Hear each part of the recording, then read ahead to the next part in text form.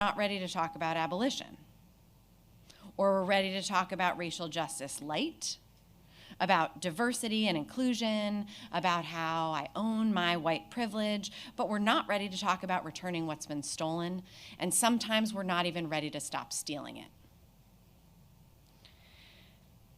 And there are lots of ways of talking about racial justice without talking about what's much more urgent and, of course, more difficult: abolishing the vast regime of racial captivity that has underwritten the historical and ongoing colonization of North America, the system we now call mass incarceration, and making reparations for this and other racial atrocities visited on Black Americans. Questions of abolition and reparations, I just want to remind us in this space, are not intellectual questions. We must face these questions and this work if there's to be anything ahead of us that isn't a regurgitation of our past, if we are to have anything resembling a present, much less a future. So I'm just very grateful to be here and for the chance to have this conversation with you. A quick note about language. First, I think all of you in this room probably already recognize race is not real, but racism certainly is. And we need to discuss systems of racial domination without mincing words. We need to be as specific as possible about who has been targeted by these systems, who has built and maintained them, who has lost, and who has benefited. In my talk today, I'll be using the word white to refer to people like me who've been racialized as white under our current racial caste system and who have tended to benefit from it. I'll be using the term Black to refer to people who have been racialized as Black under that system and who have been disproportionately subjected to state and structural violence in the context of mass incarceration, which is what I'll be talking about today. I want to be clear, I always want to be clear, that neither of these terms does a good job of representing the lived experiences of the people to whom they refer. And beneath each of them is a huge diversity of experience that I'm not trying to flatten or to homogenize. My goal here is really to be as precise as possible about the roles this system has created for us, and to be as clear as possible also about who has taken what from whom so that it can be returned. So, I'll be touching on three main ideas that are underneath and beyond what I wrote in Stolen Wealth, Hidden Power, and on which I'll be very eager to hear your thoughts. The first is that ghosts are real, and exorcism is a material project. The second, we must expand our capacity for comprehending racial atrocity.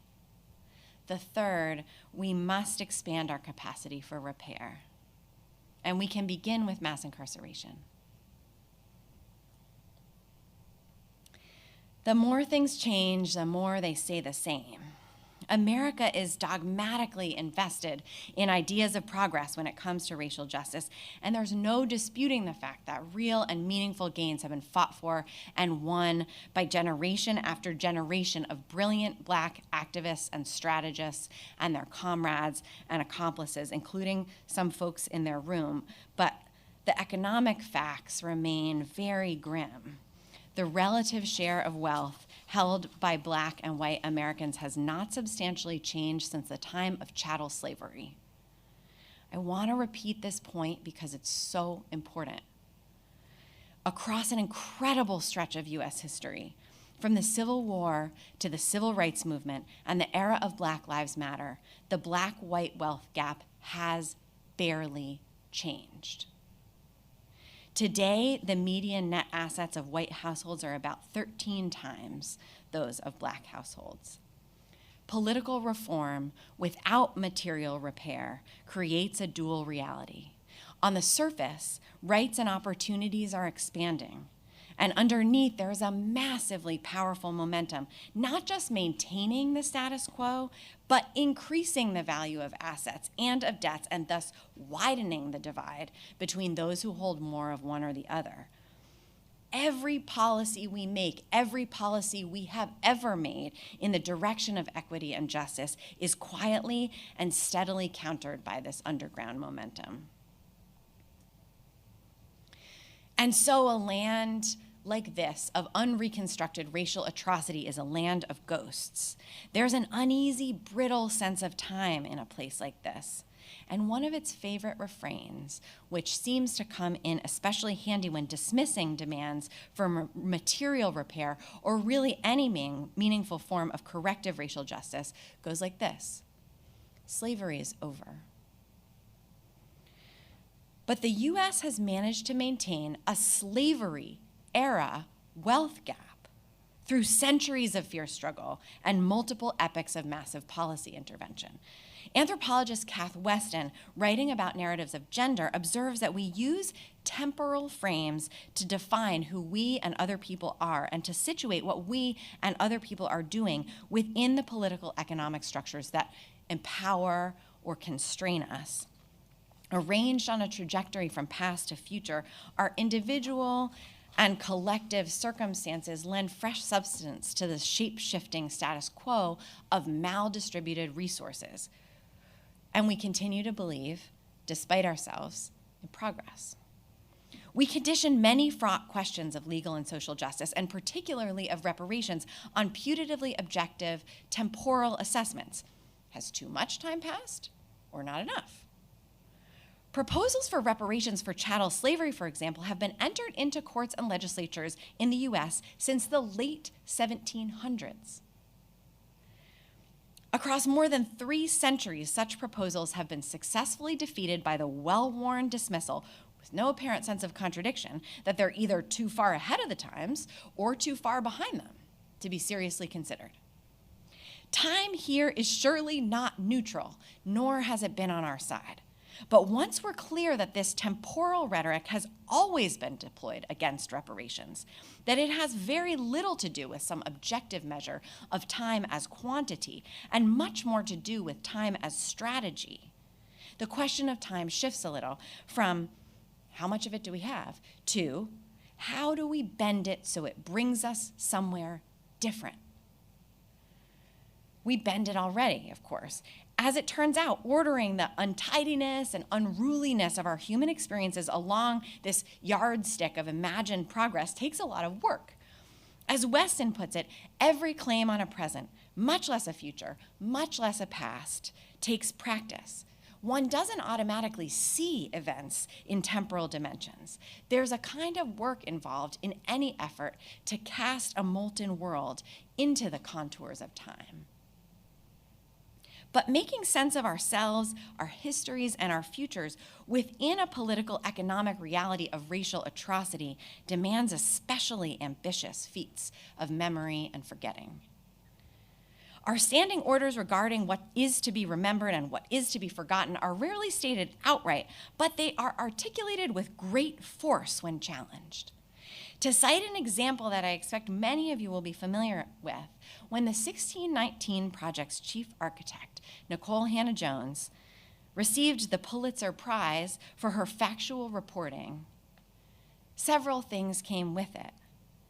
Violently repressive responses to her work, from death threats to removal from her post at a public university. Similarly, as historian and educator Clint Smith documents, efforts to decommission the many Confederate war monuments that still dot the North American landscape have sparked large-scale and sometimes murderous defense from those who argue that the figures and battles they commemorate must not be forgotten. These ferociously violent responses reveal how very much is at stake in the seemingly neutral temporal practices by which we situate ourselves in the past, present, and future. Slavery is over. So the story goes. Even as the slave patrols of the American antebellum morph into contemporary law enforcement agencies that continue to serve as direct agents of violent racial repression and mass racial captivity. Even when, as Michelle Alexander famously pointed out, more Black men have been held captive under mass incarceration than were ever held under chattel slavery. How, we wonder, has the U.S. managed to maintain a slavery-era wealth gap through centuries of fierce individual and collective struggle and multiple epochs of massive policy intervention? In no small part, of course, this is a feature of the temporal momentum of a currency-based capitalizing financial system. Money, easy to store, always gathering interest rather than rotting or falling apart the way more tangible assets do, helps to carry the advantages secured during one season or generation or century into the next. This is what money does. The compounding over time of wealth and of debt and the deepening of the divide between those who hold more of one or the other is thus an unremarkable and almost mechanical operation. Almost no one would dispute this. But we must then concede that clean distinctions between past, present, and future are an impossible fiction, and their agenda is clear. Slavery is over. What's more, and I think this is Weston's main point, the legal and social neutrality we habitually ascribe to time and to specific temporal practices like remembering and forgetting means that they can operate quietly in the political economic register. As she puts it, at issue is not only forgetting, but a kind of time travel in which yesterday builds on the debris of the future and the present comes out past. This movement becomes integral to the processes through which any awareness of political economy falls away. Ossification sets in, freezing social relations by giving them the appearance of things. No one asks who is in a position to capitalize on these developments. But capitalize we have. America maintains its collective sense of progress with regard to racial justice, even as white Americans continue to enjoy a similar economic advantage over Black Americans as they did when chattel slavery was legal. And that also means that many non-Black Americans can continue to dismiss proposals for reparations or really any kind of corrective or reparative justice, affirmative action included here, with the idea that racial atrocity is a matter of the past, and that those of us concerned with justice and fairness should limit our view of justice and fairness to the present moment. This fetishization of an imagined, singular, present moment is front and center in the current Supreme Court debates that look as though they might eviscerate affirmative action. Olufemi Taiwo critiques this fetishization of a pure present moment as the snapshot view of distributive justice, one that conceptually starts over and analyzes the appropriateness of the current distribution of wealth, resources, and social goods in abstraction from the historical processes that created it. But there is no real present here, and certainly no future. Racial capitalism itself means that the inequities of the past are always setting the terms of the present. It means that the future is always already foreclosed unless we make it otherwise. I'll come back to this in a bit because it means that no matter how sweeping or how radical, policy interventions that do not directly correct monetary inequity will fail to interrupt systemic injustice. And unfortunately, this includes most current proposals for criminal legal system reform, even the most transformative calls for police defunding and prison abolition. So we live in this dual reality where we tell ourselves things like, the past is the past, and the past is over, while past and present are constantly spilling all over one another. But there's a weirdly redeeming thing about that dual reality. It's very unsettling. Here and all over the world, the temporal fictions on which white colonial power rests are constantly intruded upon by the realities they deny and suppress. Things that have been forcibly subjugated and submerged from our collective awareness will make themselves known, and they will not relent. Sociologist Avery Gordon calls this haunting. For Gordon, a haunting is not a figment of the imagination, but a real-world phenomenon. It's an encounter in which you touch the ghost or the ghostly matter of things, the ambiguities, the complexities of power and personhood, the violence and the hope, the looming and receding actualities, the shadows of ourselves and our society. Where pasts and presents are rife with unresolved atrocity, as they are here, Gordon argues that haunting is inevitable. The haunting image of Derek Chauvin's knee on George Floyd's neck, seen all over the country and around the world, is one example of a suppressed reality intruding on a shared fiction of time. This kind of haunting unsettles the false order of things and forces a confrontation with what's been pushed out of sight. An apparition signals an opportunity to grapple with atrocities past and present, to put them to rest, to reclaim our futures from their grasp. But how? History is written by the victors, writes post-colonial theorist Hazel Carby, but diligent and continual silencing is required to maintain its claims on the present and future. Slavery is over.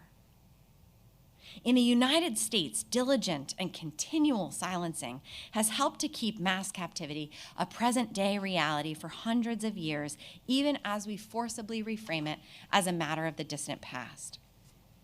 Questions of the right relationship between past and present are at the heart of transitional justice, the global practice of reckoning with mass harm and atrocity and moving past epochs of violent racial domination.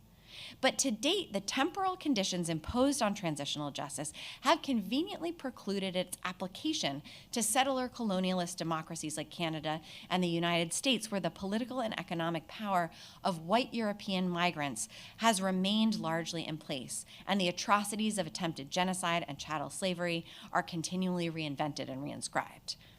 Unfortunately for us here, transitional justice processes worldwide typically thread a temporal needle, the brief window of time that elapses immediately after the defeat of an exploitative and repressive regime and before the successor regime has really entrenched itself.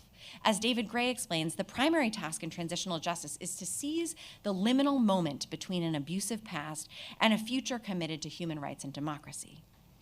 When it comes to thinking about mass captivity in the US, our ways of understanding time and harm in law and even in social science make harm repair and the broader project of transitional justice contingent on a set of temporal conditions that cannot possibly be met.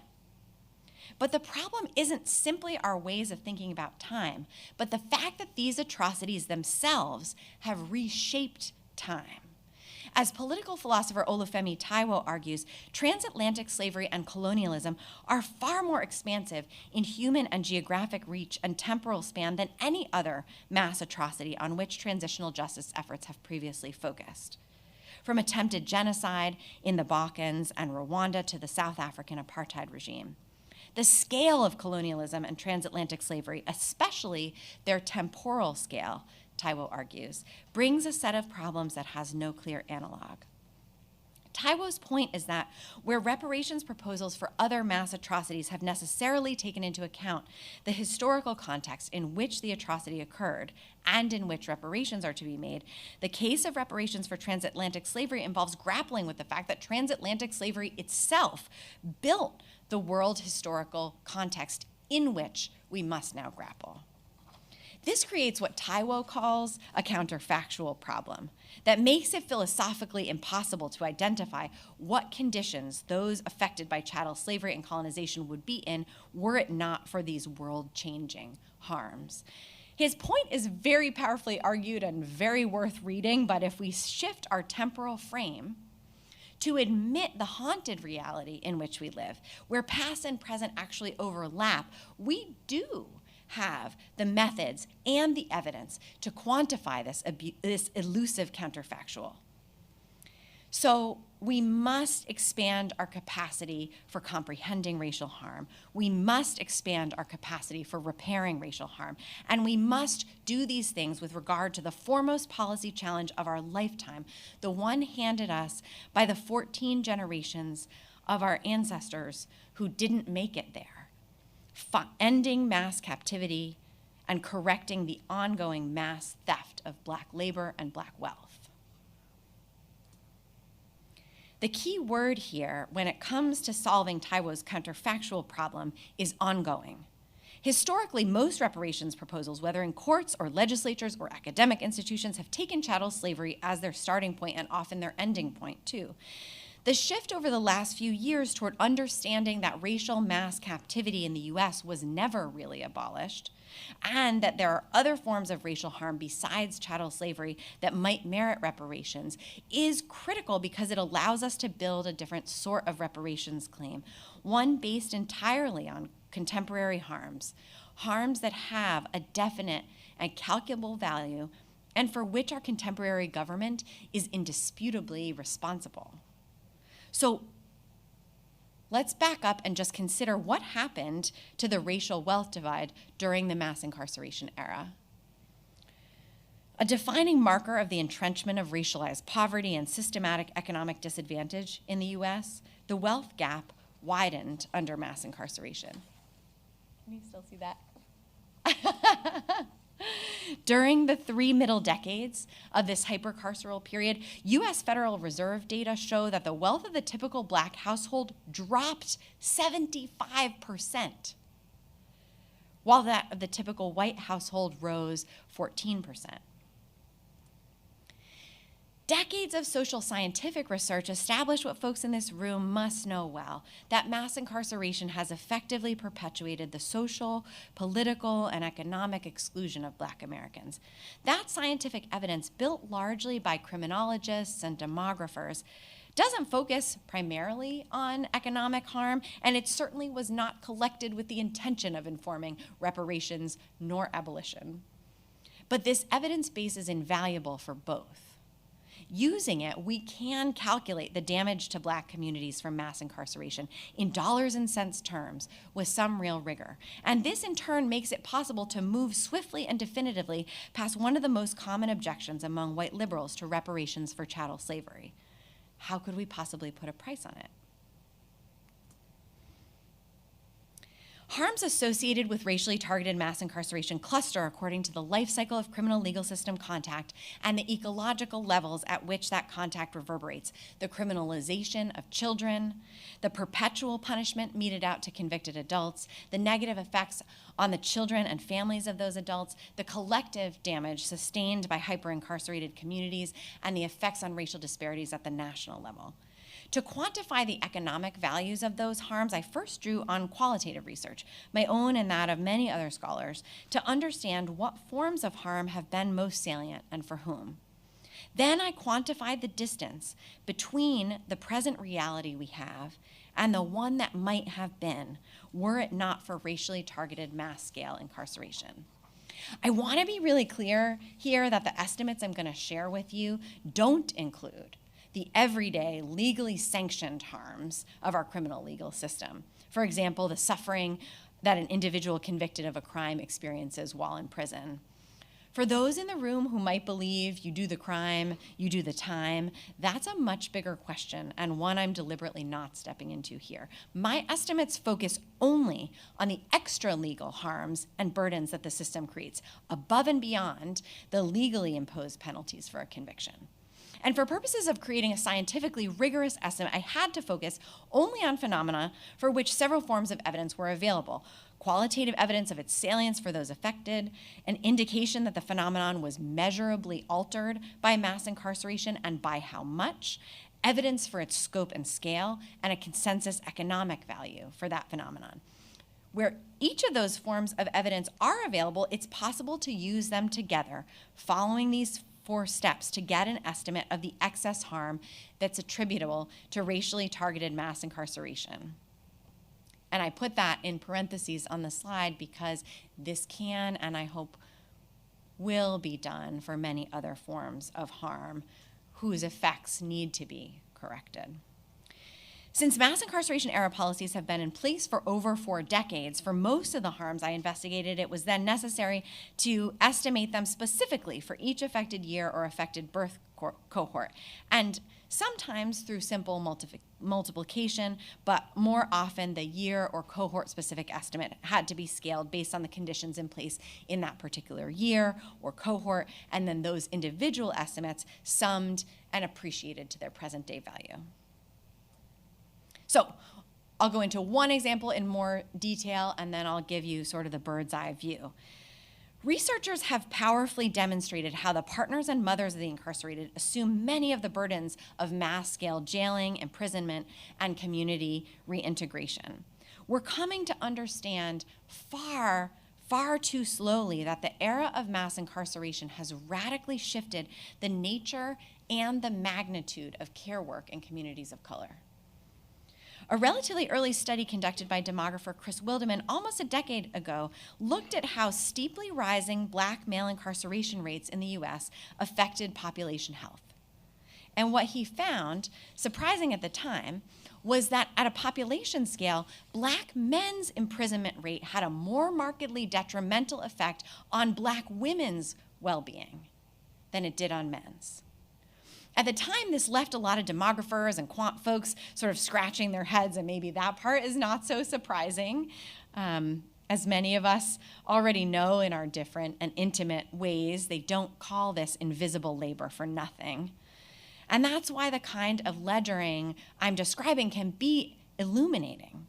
Women in communities targeted for mass incarceration effectively serve as unpaid caseworkers on behalf of their family members and the state. They absorb the physical, the psychological, the financial impacts of the system's violence. They compensate with their own unpaid labor for the lack of a functioning public safety net for those returning from or cycling in and out of jail and prison. My estimates suggest that the direct economic value of this work is likely greater than $299 billion. Further, this labor and the severe social and economic strains that accompany it place women at higher risk for cardiovascular disease, depression, and other stress-related physical and behavioral health conditions. While not all of these costs can be calculated with the evidence we have, I estimate that the lost productivity costs and medical expenses associated with women's excess risk of stroke, heart attack, and major depression directly attributable to incarceration of their partners, co-parents, and other family members total approximately $1.97 trillion. Of the total $2.27 trillion in costs and consequences of family member incarceration that women have sustained over the course of mass incarceration, at least $434 billion is associated with the excess burden of incarceration in Black communities. Mass incarceration as a system is much more expensive than even its sharpest critics have previously estimated. And those crushing expenses are being borne in large part not by the state, but by the most economically vulnerable among us.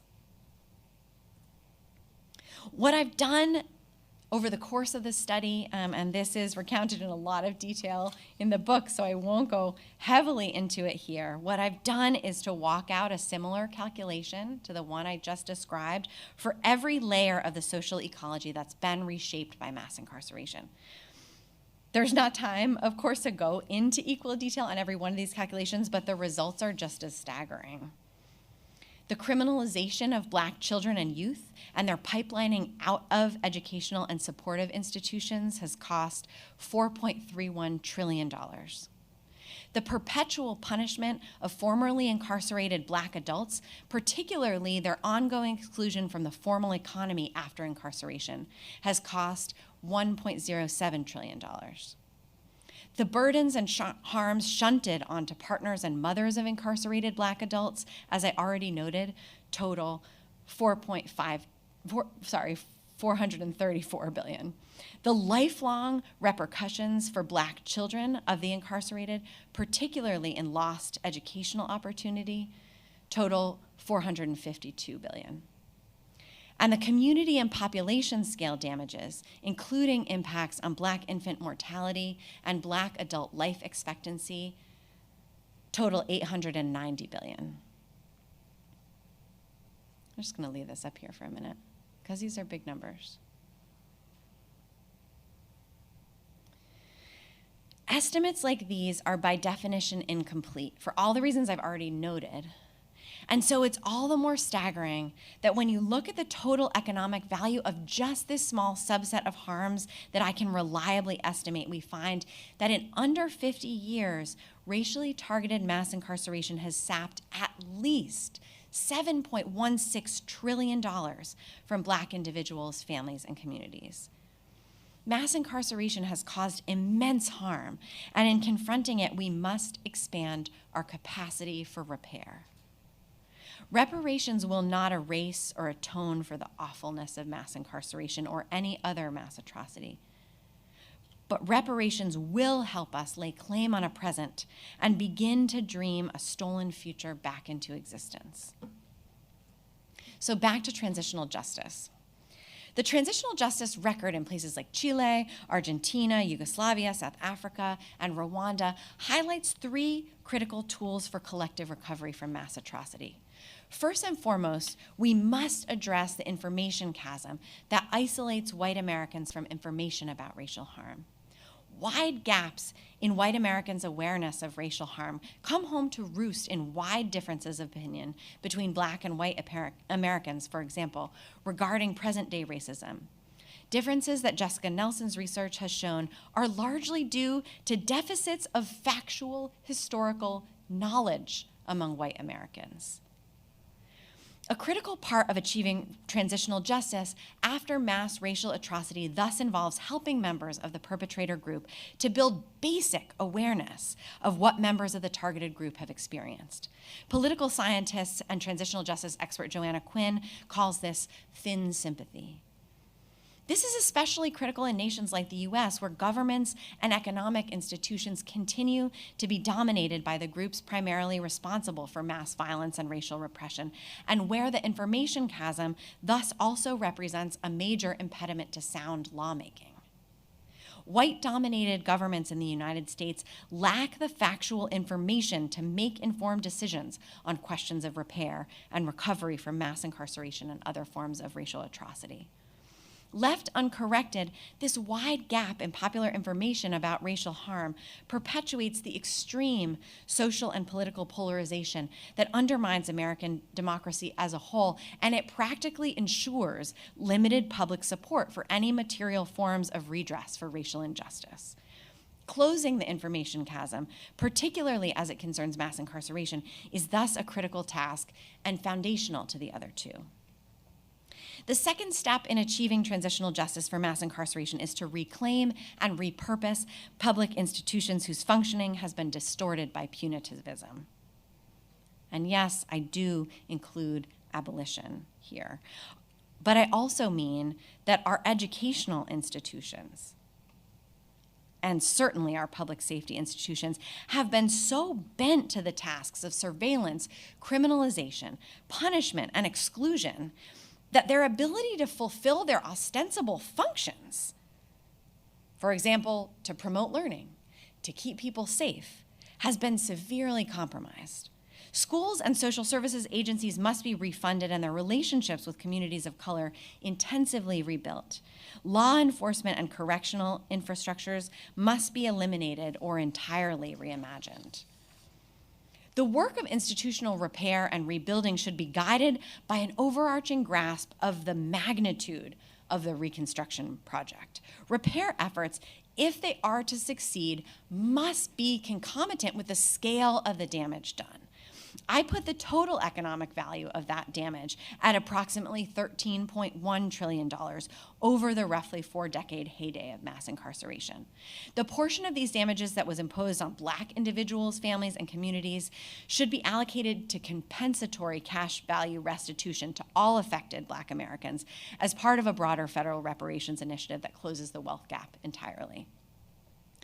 But the remaining $6.01 trillion in known damages represents a very useful funding target for the work of transforming our public institutions and building or rebuilding local collective endeavors that advance the social and economic power of all individuals and communities that have been harmed and burdened by mass incarceration.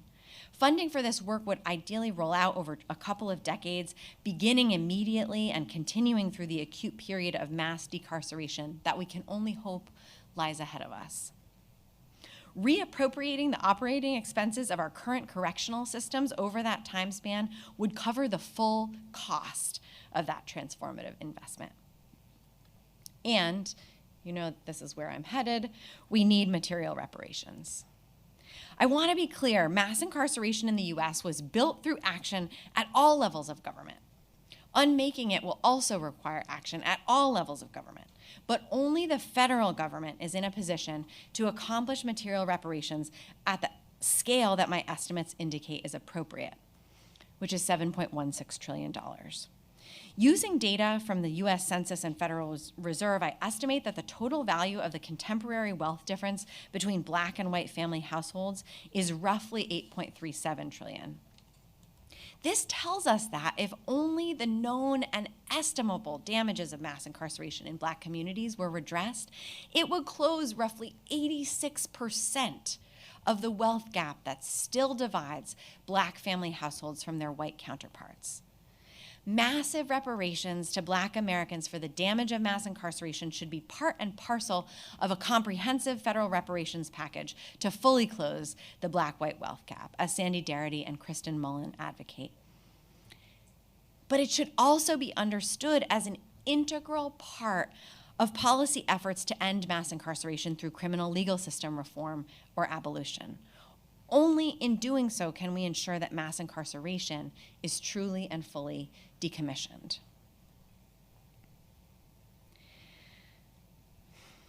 How do we grapple with atrocities that have entrenched themselves so deeply in our collective consciousness, so deeply in the machinery of our government, that they are now, as Toni Morrison suggests in Beloved, as normal and encompassing as the weather?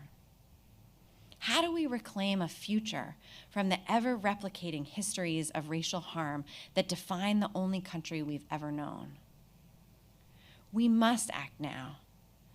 And while it's essential to close the information gap between Black and non-Black Americans, we must not wait for a majority of the public to approve of reparative public policies. History tells us that this is highly unlikely, at least not until long after the policies have been in place. Sandy Darity's stratification economics theory is illuminating here. Darity's theory suggests that corrective measures, from affirmative action to reparations, will be received as threatening among members of groups not harmed by the atrocity being corrected, precisely because they are designed to alter relative group position. To the extent that reparations narrow or even eliminate the intergroup disparities in well-being on which members of historically dominant groups rely for a positive self-assessment of status, that is, the extent to which reparations are effective in doing what they are designed to do, they will be unpopular, and that's okay.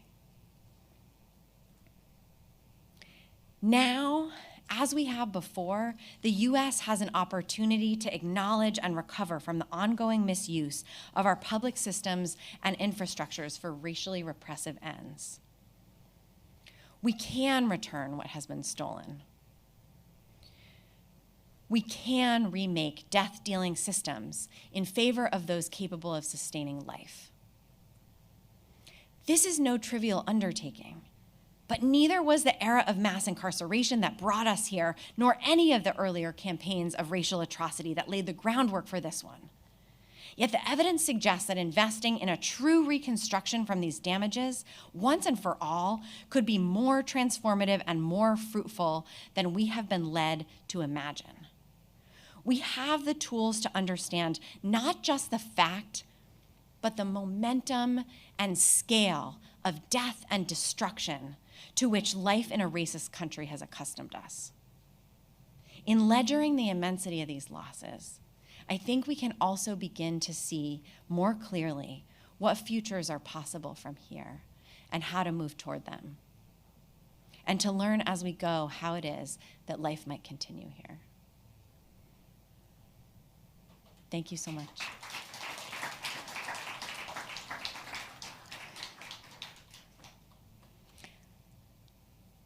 Thank you so much. I would love to hear any thoughts, questions, reactions. It's really humbling and an honor to be in this room with you all, and I hope that you take my humble offering for what it is worth.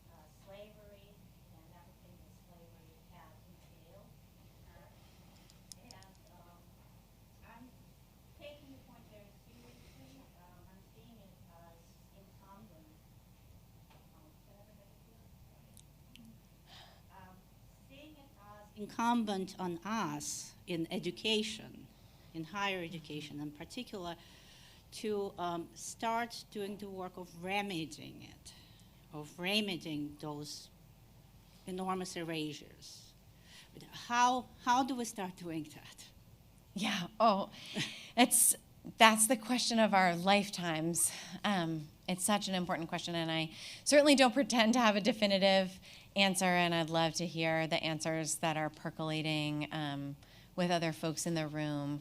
But I think that in some ways it's profoundly empowering for folks who are students and teachers and researchers to grasp to what extent the knowledge chasm, the knowledge gap, and the wealth gap are mutually perpetuating, right? But in reverse. It's something we rarely talk about, that, there are lots of newspaper articles written about the political viability of reparations. If you Google, very easy to find a million articles on reparations as politically inviable. Why are reparations politically inviable? Well, when you look at the demographic breakdown, reparations are politically inviable primarily at the moment because of white opposition. And when you look at this rigorous body of experimental research in psychology, we see that white political opposition to reparations and to other forms of corrective racial justice, like affirmative action, are underwritten by factual ignorance. And I say that as intending no disrespect to my own skinfolk. I simply mean a lack of factual understanding, and I think we need to understand that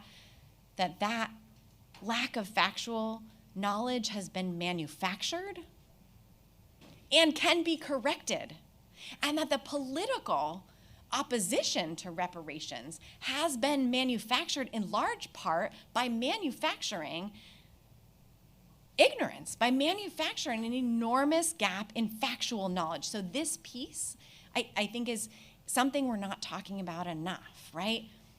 The wealth gap and the history knowledge gap, the gap in our understanding of the facts of our existence and history as Americans. And that's not flattering to people like me, racialized as white, to think that what we see as our earnest and legitimately held political opinions are in fact simply an artifact of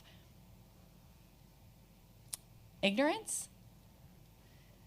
But ignorance isn't a political position. It's an artifact of knowledge production or of ignorance production. And so, yeah, I hope that folks in this room who are learners and teachers feel enormously empowered by that piece of otherwise disheartening information. I think it's evident in the right-wing mobilization against critical race theory, right? Why is so much at stake here?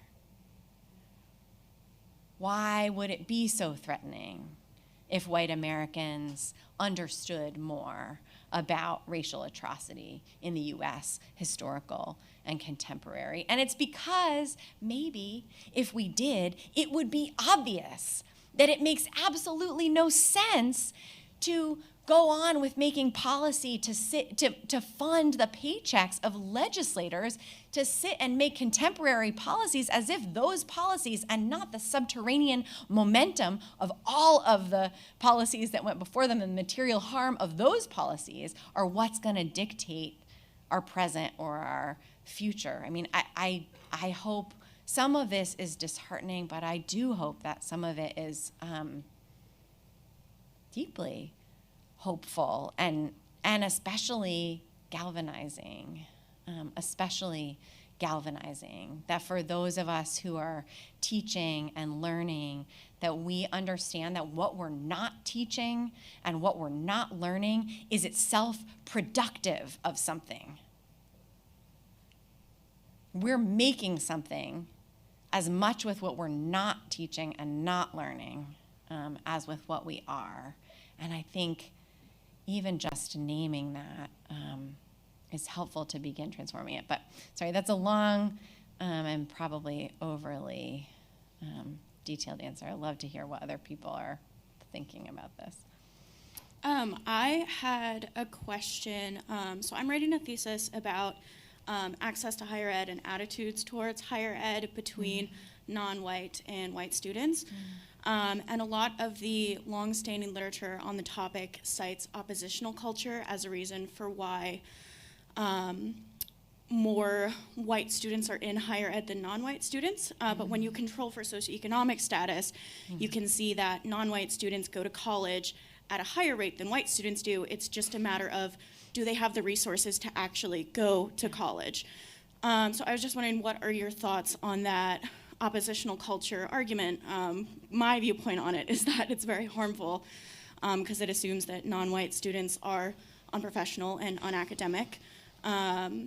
So yeah. I'm so glad that you're doing that thesis work.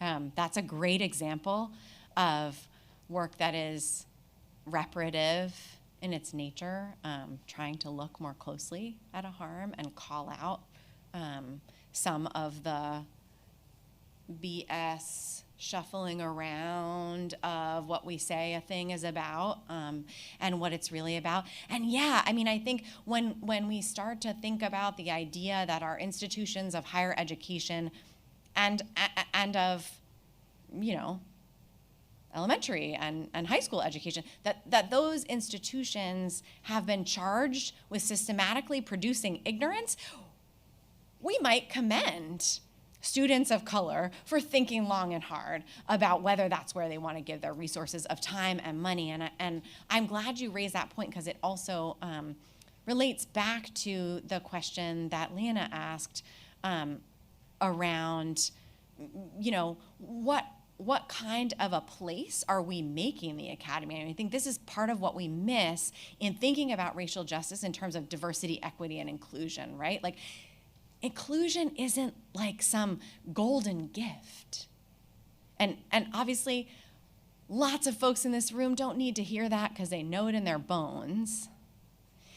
But it needs to be said because in the policy arena, the kinds of arguments that you're talking about presume, right, that like these institutions of higher education, what they're teaching is complete and canonical and of intrinsic value. And that just to be invited in is like such a gift. And so the other thing I would say, to your point, is just that for as hard as we're working on so-called inclusion, we need to be working 1,000 times that hard at making our institutions of learning worthy of the presence and attention of all the students who are there. Thanks for the question. Thank you so much for your informed presentation. I'm Margaret Abraham, Professor of Sociology. I want to just first of all, kind of before I give my question, a follow-up on what Claire had asked. I mean, the idea of inclusion of blacks into higher education has also come at a great price in terms of loans, that, you know, an increase in the loans and a part of the capitalist system, which, of course, Teresa Cotter and Miller also talks about, right? This idea that, yes, we see more blacks, but you see at a great price within capitalism because it is that community that is taking considerable amount of the loan. So I'm always careful. And then the returns on their investment are diminished in a racist labor market. Absolutely. Yeah. So I just wanted to bring that, as Claire's one of my students and has asked an excellent question. But my question to you was, you know, when we talk about reparations, I'm thinking about also in the context of Canada and Australia and models that they have followed and what your perspective on that is. Because one of the issues is also about erasure, right? So we can talk, and I'm wondering how when you do because you do give examples from South Africa and other places, how you address that, because it's to some degree, it's not just state or national driven, but it's also mobilized by an indigenous of First Nation community that says that the change has to come and what that change and the form of reparation should be. So I'm wondering if you had any thoughts about it. Yeah, absolutely. Thank you for that. And I do think that there are such important commonalities in the U.S., Canadian, and Australian contexts. And I think that one of the things that's really notable in the U.S. context is that there's been no lack of organized, vocal advocacy for reparations, for federal land return to indigenous peoples, for reparations to Black Americans, for chattel slavery, for housing discrimination, more recently for mass incarceration. I was really encouraged to see that on the California Reparations Commission's recent list. There's been no shortage of those sort of grassroots demands. And it is incredible in the United States how the political and economic power of the white European migrant sort of class has been able to stabilize and restabilize and stabilize and restabilize. And so I think it is important also bringing in the piece about, I think underneath some of these questions is also this broader and really important question about what role do academics play? What role do policymakers play? What role do directly affected folks who are not at the moment academics or policymakers play? And in the US, as someone who's been studying US grassroots social movements since I was like 18, what's so striking is the potency and the persistence of grassroots reparations demands. And again, the first one was in the late 1700s. But the potency of the opposition to those demands is perhaps uniquely staggering in the US, even relative to our settler colonialist counterparts in Canada and Australia. The potency of white opposition in particular, not non-Black opposition globally, but of white opposition in particular. And so I think it is in speaking directly to that opposition that we as scholars can play some role, particularly recognizing the way that not just public opinion, but policymaker opinion and understanding is so heavily underwritten by lack of understanding.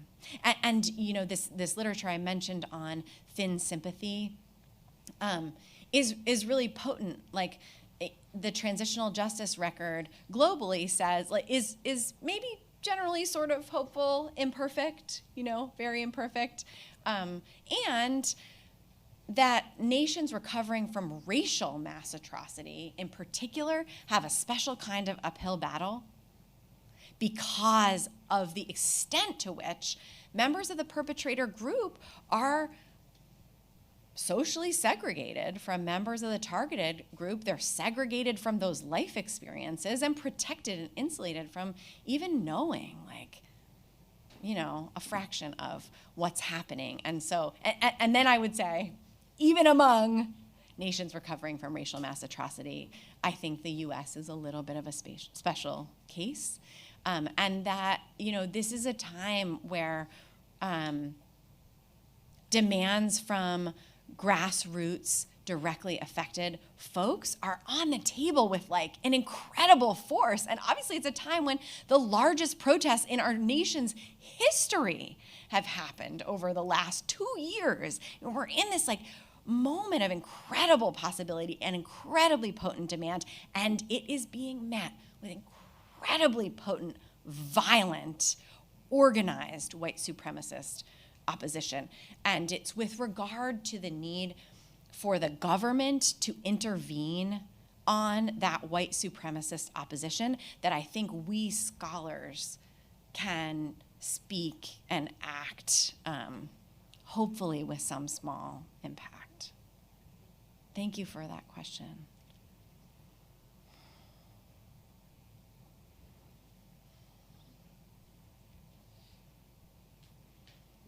Thank you for this. This is really wonderful. I'm Cornell Craig. I'm the Chief Diversity and Inclusion Officer. So inclusion is in my title. Your presentation made me think about a lot of different things. Of course, the talk and the bills being discussed in California, but also the when I think of reparations, I think it has to be because of, as you painted the picture and you framed it, it's more than just a dollar amount. I mean, it's more than just money. It's about conditions. It's about education that's been missed out on. Because if you just cut a check, then you're cutting a check to perpetuate what has already been going on. It could exacerbate the conditions, the poor conditions. But I think money is valuable. And it's interesting, and I want to know your thoughts on what was done in response to COVID. So for so long, there was this banter about, I mean, how could we do it? We couldn't cut enough checks. It would be too much money, too many people. I mean, the logistics would be unbelievable. But then COVID And then we happened. just did it. COVID happened. It was $150 billion CARES Act now. Everybody gets it. Look in your mailbox. Did that, I just want to know your thoughts on that as far as relating it to reparations and how it could be managed. That's a great question. There's a lot there. I really appreciate it. Yeah, I mean, just to say, like, at just the outer edges of your question is a naming of the extent to which some of the debate around reparations focuses overwhelmingly on feasibility. There's like so much hand-wringing about feasibility. It's really interesting. And, you know, there are brilliant, Sandy Darity, who is a theoretical and applied economist whose work I just intensely admire, has been doing lots of great work on, you know, some of the real questions that you acknowledge around, if not feasibility, but the how, and the being thoughtful about the how, because there's a distinction, and I appreciate that in your question, between the feasibility questions that are the shell game, the like, how could we possibly, which, as you pointed out, COVID really, you know, kind of calls that bluff.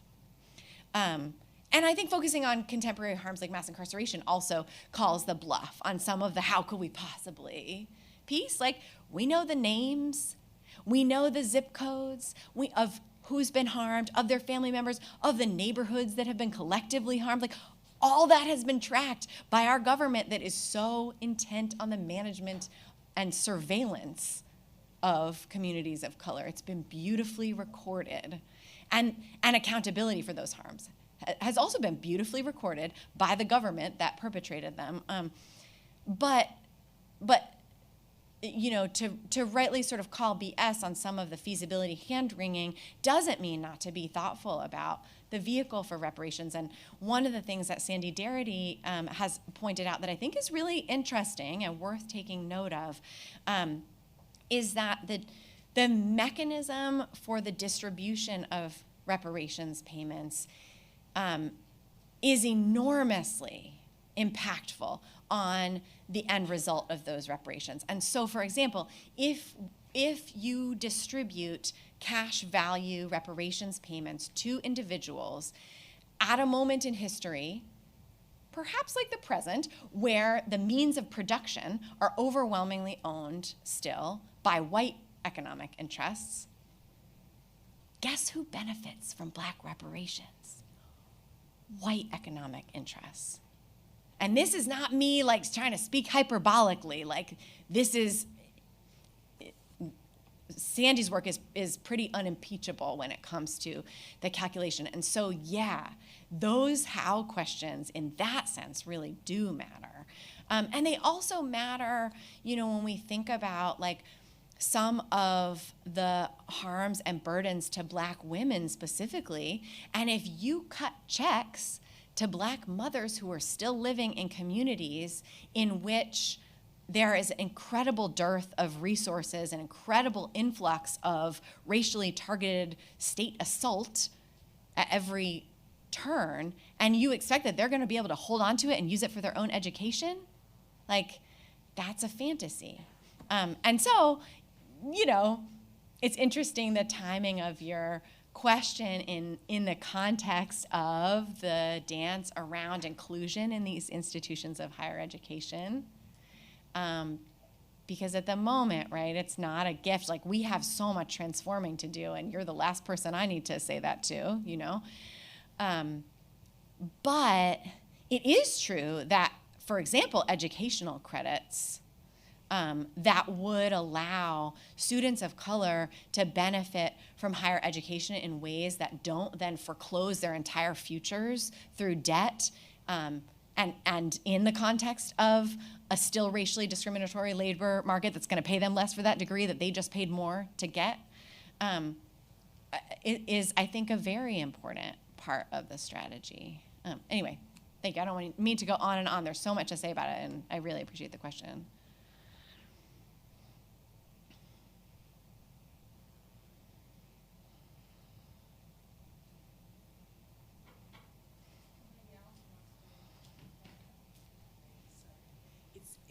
Hi, how are you? It's kind of a follow-up to his question. So I'm a student here, a doctoral student here, but I also work at Columbia University. I'm a curriculum director on building a curriculum on racial justice and abolition democracy. Yeah. And so abolition democracy was coined by W.E.B. Du Bois, who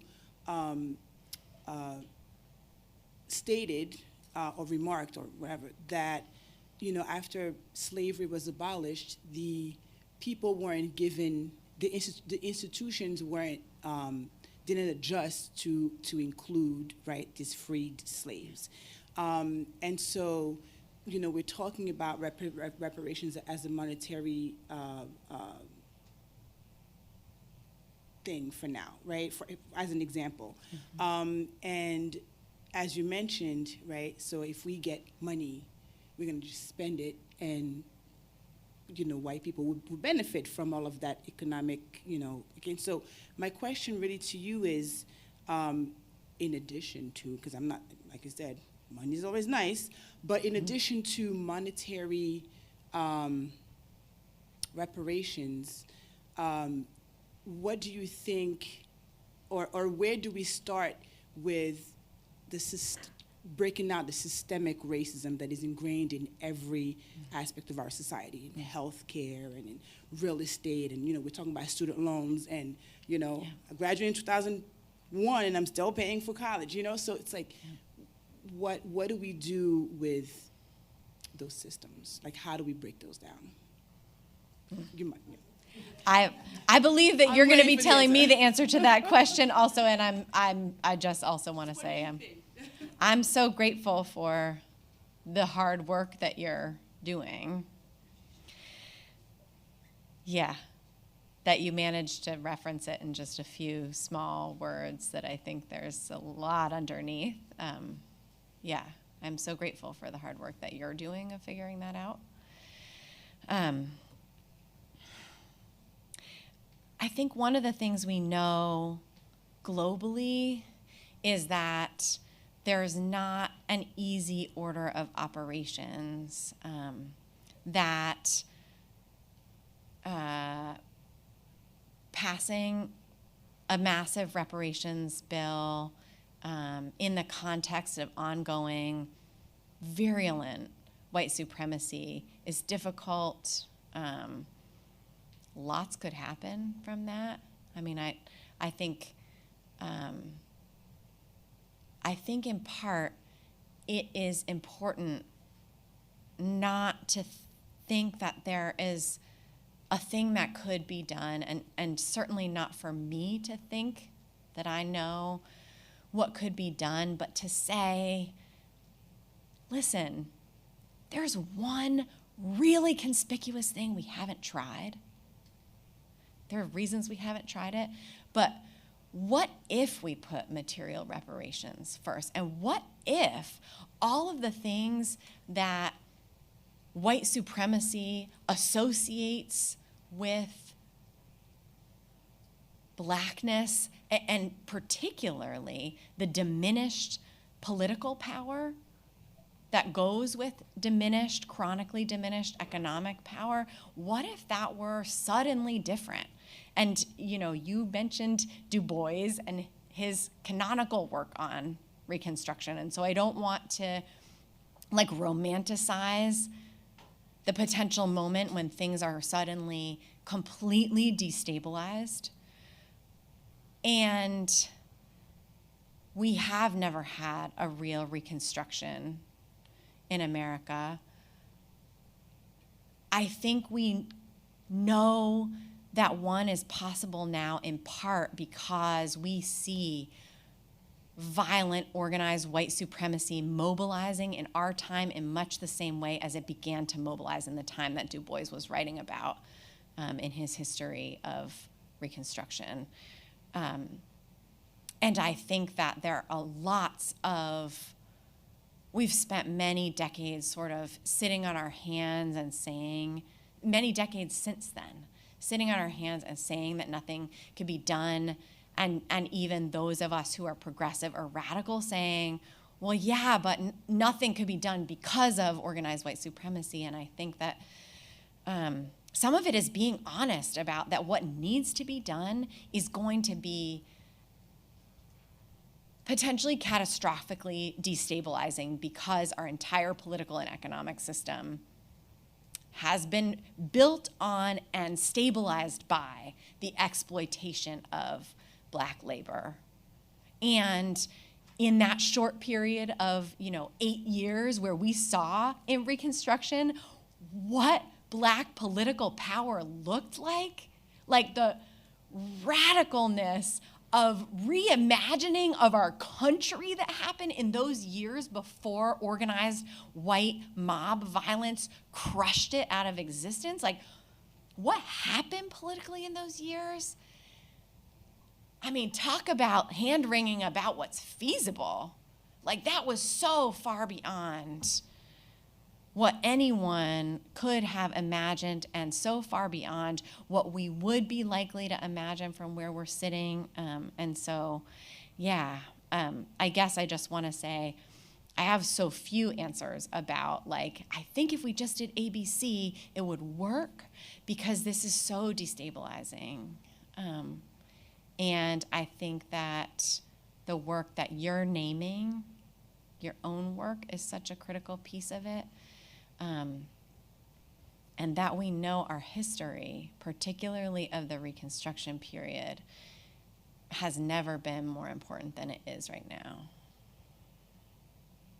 Thank you for that question.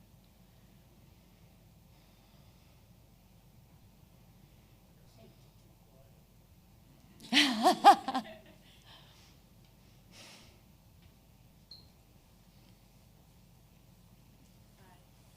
lot of times when we talk about reparations, we're talking about America, and we're talking about our healthcare, our real estate, our institutions, but for feasibility, how would we navigate Southern Europeans or Spaniards that brought enslaved people into the Caribbean or into South America? How do you navigate reparations for those people or institutions for those people as well? Yeah. Oh, yes.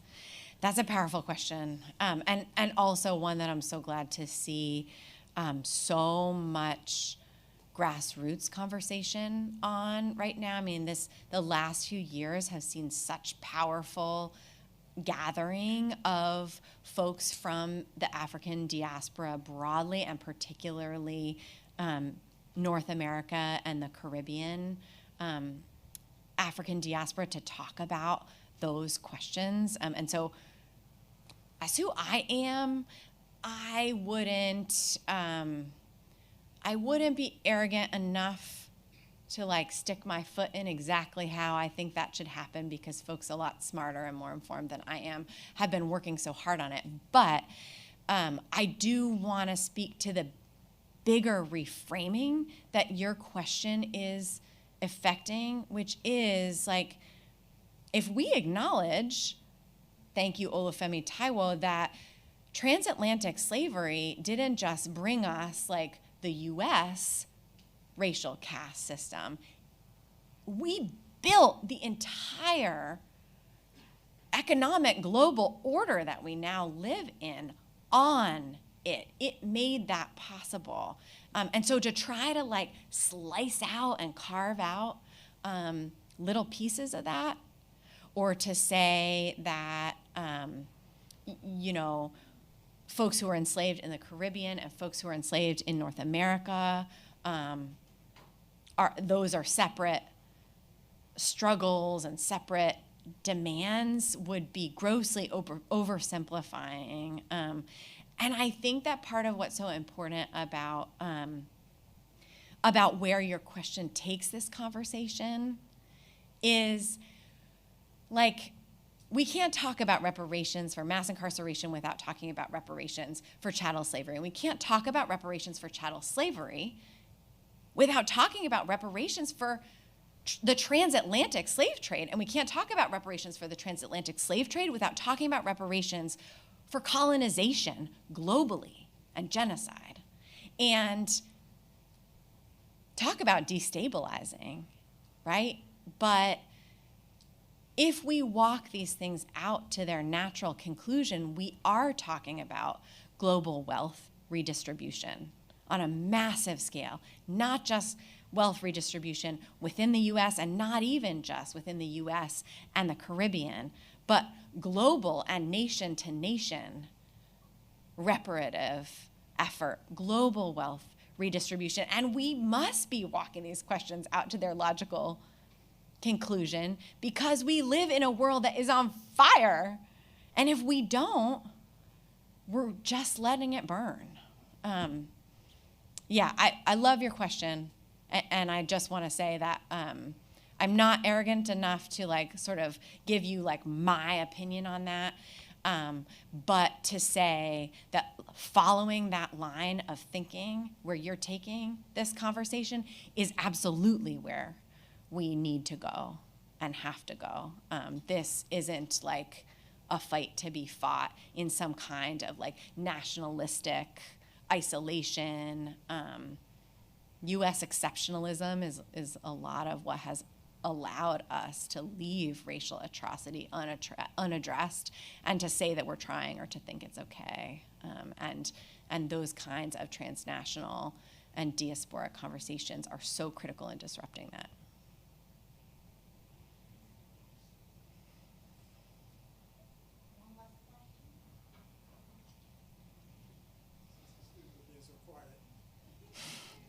Thank you so much. It's a powerful presentation.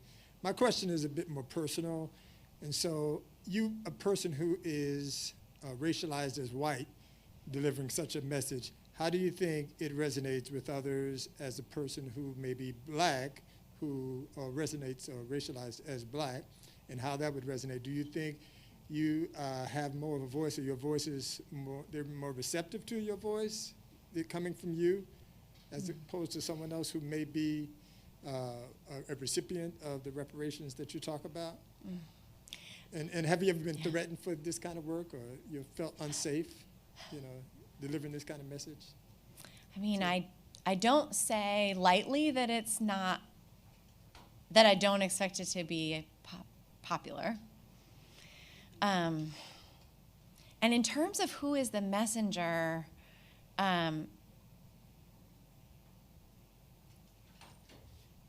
I mean, black activists, black political strategists have been speaking to this question so eloquently and so effectively for centuries now.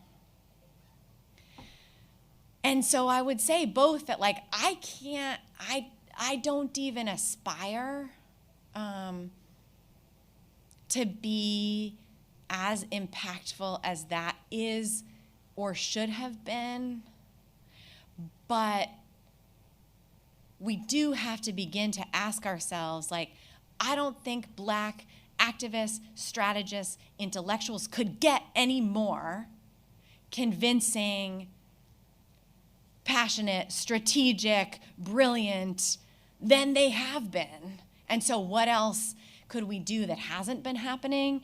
And yeah, like an obvious thing that hasn't been happening over these last 300 years, for the most part, is white folks speaking up about reparations. And I think it's really interesting. It's a time, like especially these last 2 years, that there's been like a real broadening of interest in racial justice among folks who maybe previously that wasn't in their consciousness. There's still a lot of space taken up by white folks coming into racial justice conversations, but like, and plenty of talk about all these other things, but plenty of white silence about reparations specifically. And so I guess it's not that I have a really convincing analysis. I mean, of course, many of those brilliant Black strategists have been saying for decades, if not generations, like, those of you racialized as white, you need to talk to each other. Like, we're exhausted. And so, some part of it is hearing that message, but some part of it is also like trying something that hasn't been tried. And man, is white silence on reparations right now deafening. And so it's just trying a little bit to like speak into that void in the hope that, like, well, this is one thing that maybe isn't happening. But I really welcome feedback on that. I really do.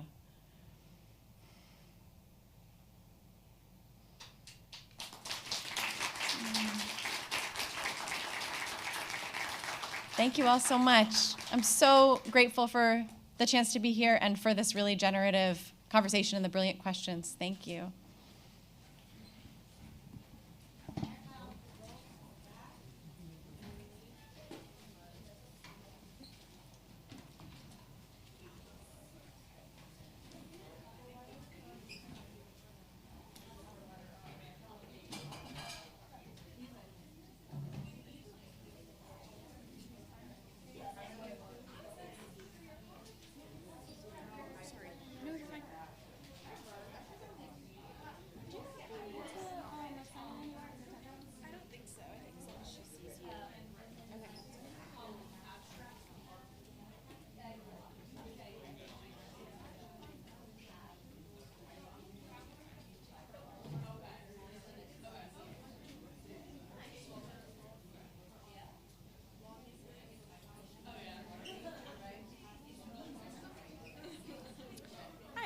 I was just wondering, do we need to sign our name anywhere for attendance or anything?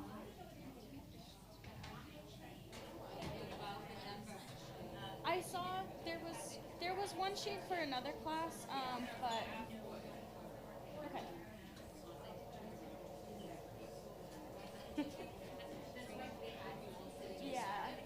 Yeah.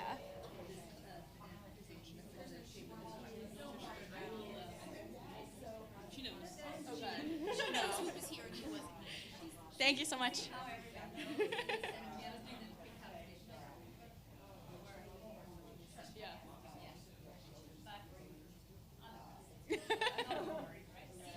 Thank you.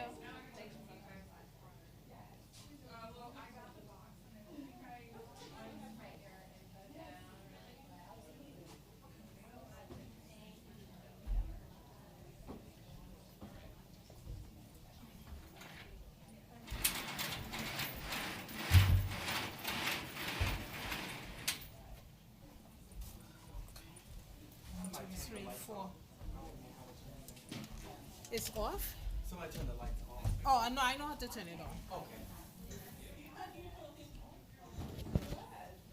Well, he's not coming. Is he?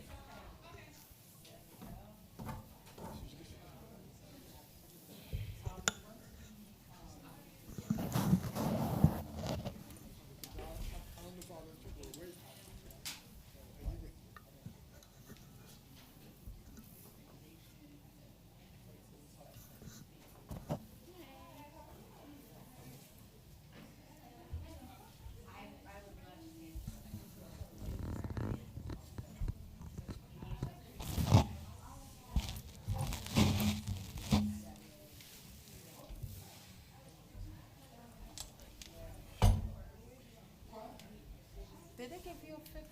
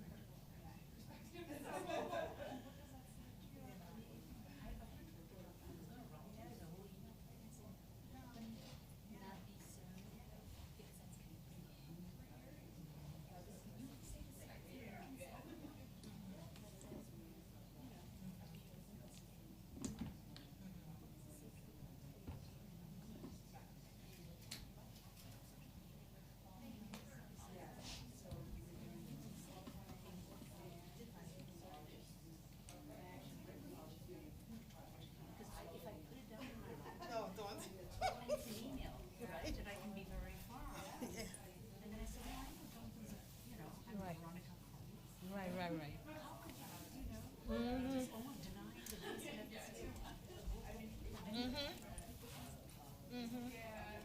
Exactly, denying his work.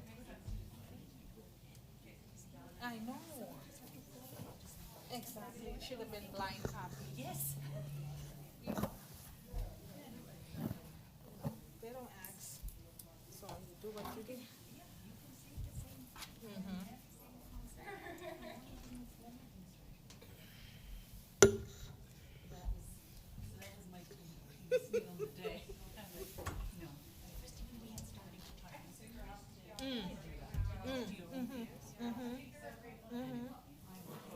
All right, on to the next. Huh? I know. Janine, is there another mic? Thank you so much.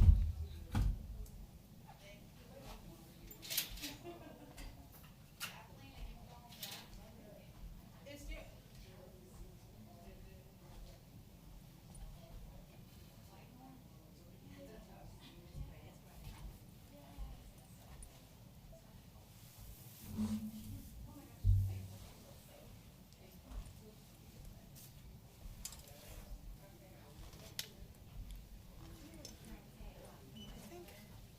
I'm trying to think if Alan. Thank you so much. You're welcome. Not a problem. Janine, is Alan? Do they have another mic in case Alan comes up here? Because it's only four. No, there are only 4 mics, and they moved the 5th chair over. Yeah. So is Alan gonna stay there? Is that the question? I don't know where he's gonna stay. So they only have 4 mics that are in the 5 chairs, so that's why I put Alan up there. I have 2 waters, you need more water. I need 3 more waters. Are you going back, or should I go back? Are you gonna So, stay with? I'm gonna stay up to a certain time. Hi, Teresa.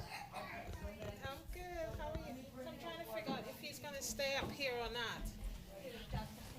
Yes, or if he's gonna stay down there. Oh, I have no idea. Is the computer, I can pull up.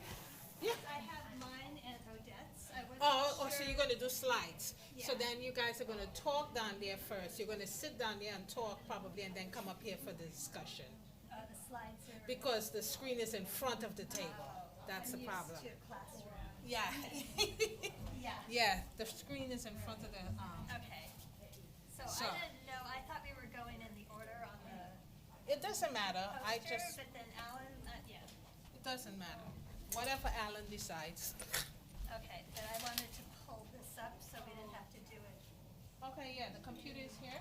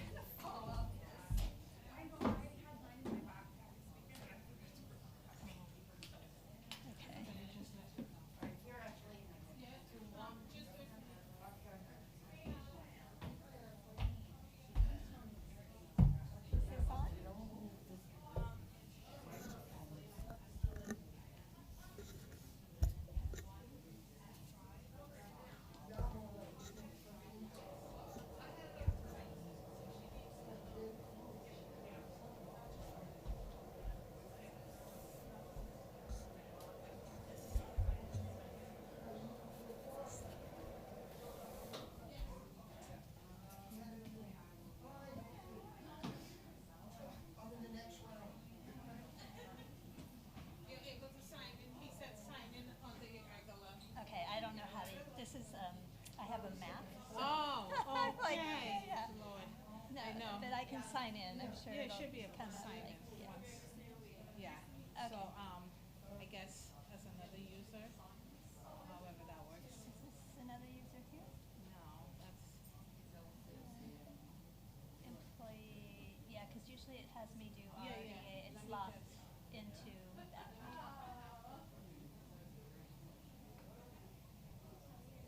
Janine.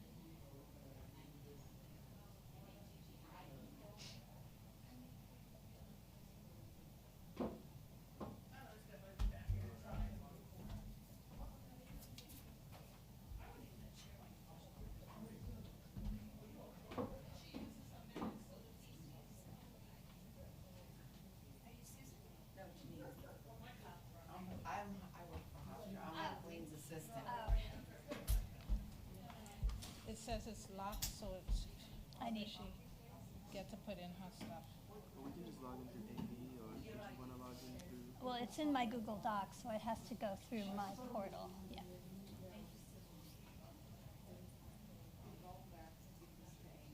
I'm just used to classrooms where, you know, you just do it. Yeah, I think that is like on ours, but like you can like log into your Google Docs. Here. Well, can you, I don't know. I usually go into my Hofstra portal, and my Google Docs are in my Hofstra portal. It's not on my Gmail. Like the Google Docs website. No, it's in the Hofstra, my portal. Right, but like, you know how like Google Docs has like a website where you can like type stuff on. Cause like if like you type it on like, I've only used it in my, so like, is it like Word? Like it's not Word, right? no, it's the Hofstra app. Yeah, and it doesn't connect to my Gmail. Like, this is, no, yeah. I mean, my laptop is in my car, but, Let me call the. One second.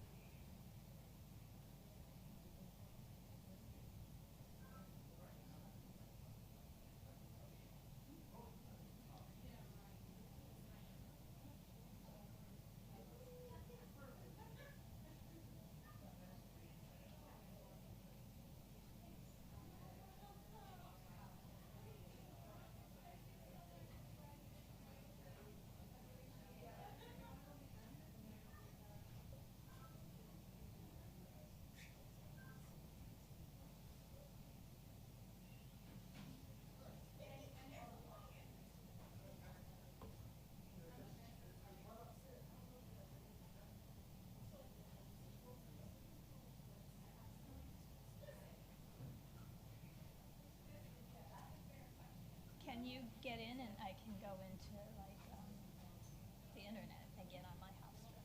Yes. Okay. So that's what I was originally gonna do. Okay. Like once like I logged in. Right. But like I can log out, like reset the computer so that you can log into your whichever. Yeah, whichever is faster.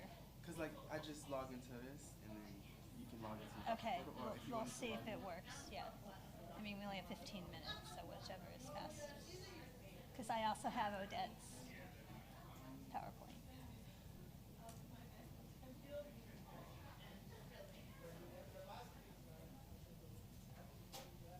So Firefox.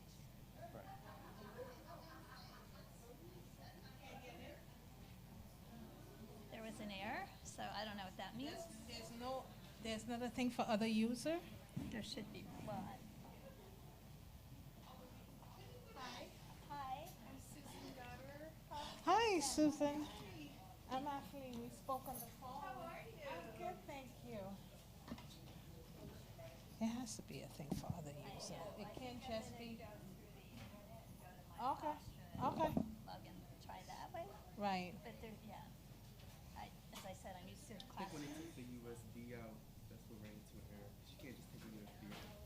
So it's legit. Well, I didn't know. No, that's not. Previous. None of you. Oh, so So the you shut weather- it off and you're putting it back on. Okay, so let's see, that works. Yeah.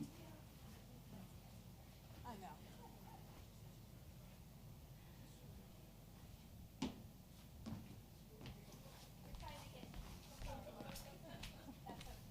Yes, I know.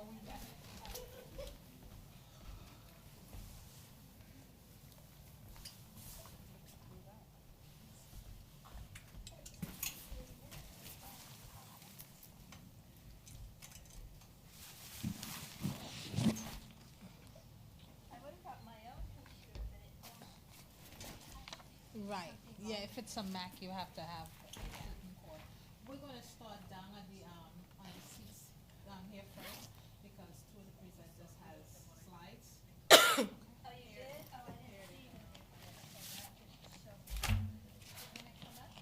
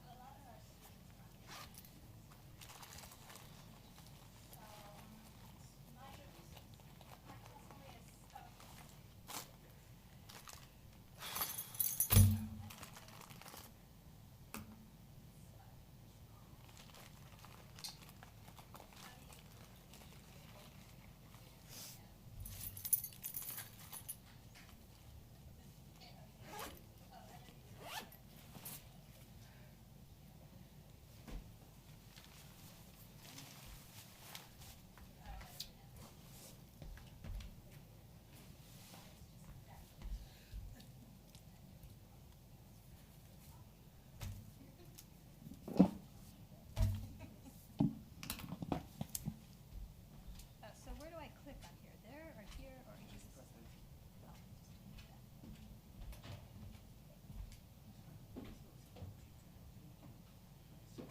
Oh, well, if I'm talking here, I can just scroll here, right? The forward button? Yeah. Okay. Time. It's only 4:20. Several minutes. Why? Because you logged into your I know, but yeah, I guess I'm just used to the classroom. They just come up. Yeah, the classroom is completely different from the event spaces. Did you need a presentation from here or you're speaking? No, it's just speaking. Okay. You might have asked your Almost there. Okay, I put in the same password. yeah. Know how to do this. I'll get in there.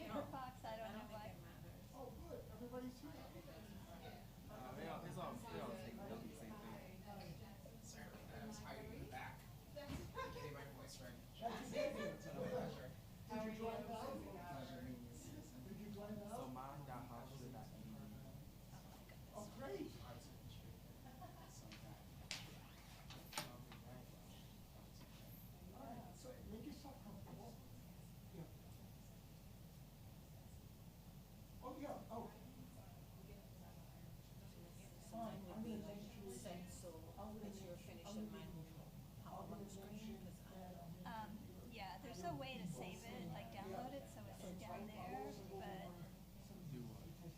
we'll see. I did this, I had Lorraine helping me the last time I presented. It stopped. Then Terry, then Odetta, right? Yes, hi. After Terry, yes. and then the last, and then what I'll do is I'll Wait, post is he some saying she's questions going first? to you, and then we'll have a round to the floor. Hopefully I know we'll I'm after you. That's what I know. each of 10 minutes. Wait, Alan, did you say she's going first or I'm going first? She should go first. Okay, and then, Then Terry, then Odetta, Okay. and then Jackson. so I'm. Do you have PowerPoints or anything? No. Hi, Al. All right, let me get my pad, because I'm gonna take it out. I'm just gonna have this project, get this. I'll have to turn the projector on first, because I turned it off already. Okay, And then where's mine after Dr. Medina? yeah, this, my PowerPoint shows different. Okay, I want it down to the left.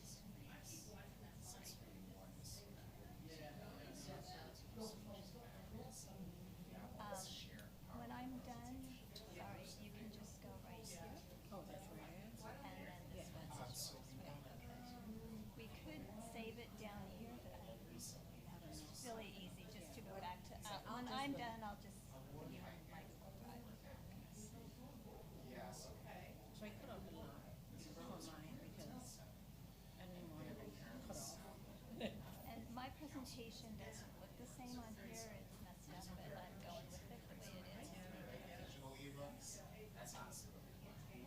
download it. How do I download it to the computer as opposed to showing it to the computer?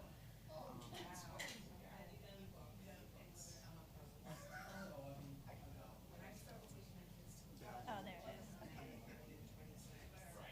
Okay, so there it is, and then we could download yours that way too. While the screen is down, basically wants to hear, and then we'll move up Now, how do I go? that's your screen. We'll just go back. When I'm done, I close it by using escape? Yeah. Okay, Or you can just minimize it, or press the X button. okay, because then I'll get hers. We should can we download hers? To the platform, so that Firefox. everybody presents. Like, okay, so, I'm presenting out here. I want to download this one too. Everybody's got a position. Okay, so hers will be here. Okay, so yours should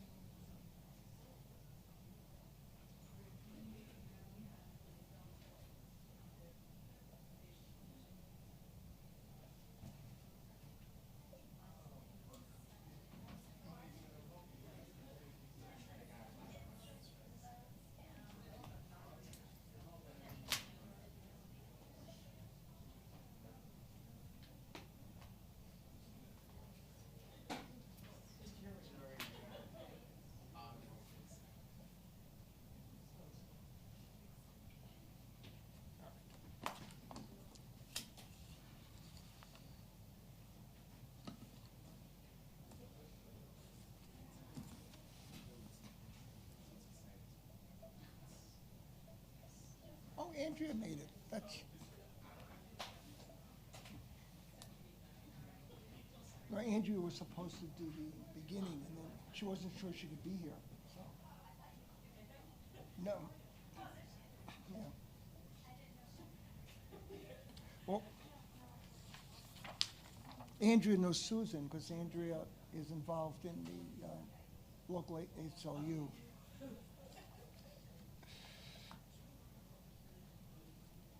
We'll give it a few more minutes. Kathleen will give us the signal.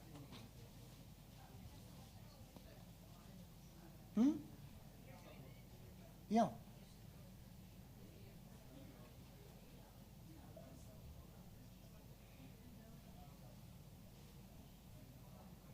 Let me turn my phone off.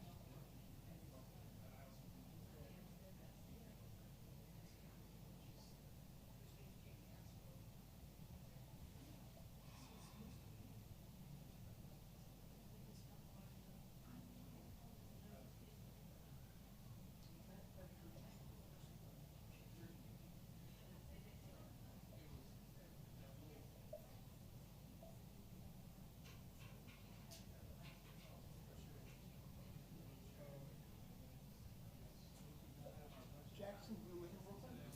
I live in Bed-Stuy.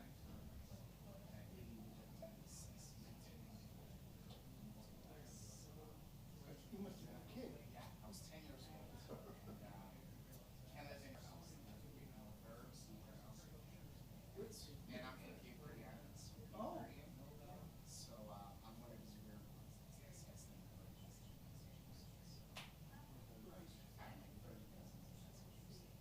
And of course, I just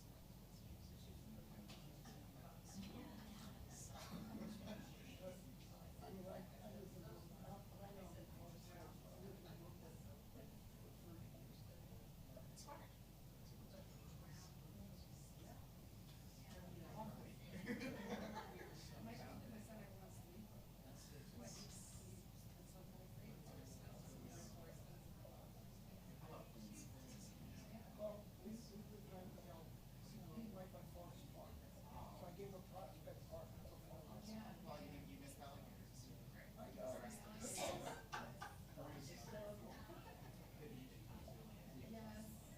Someone dumped in the elevator. It was frozen. It was frozen. It's too cold. The weather was nice. It was the summer. I'm telling you, the bride folks. Because there's no other weather. Oh, the geese, it's not a bad thing. Yeah.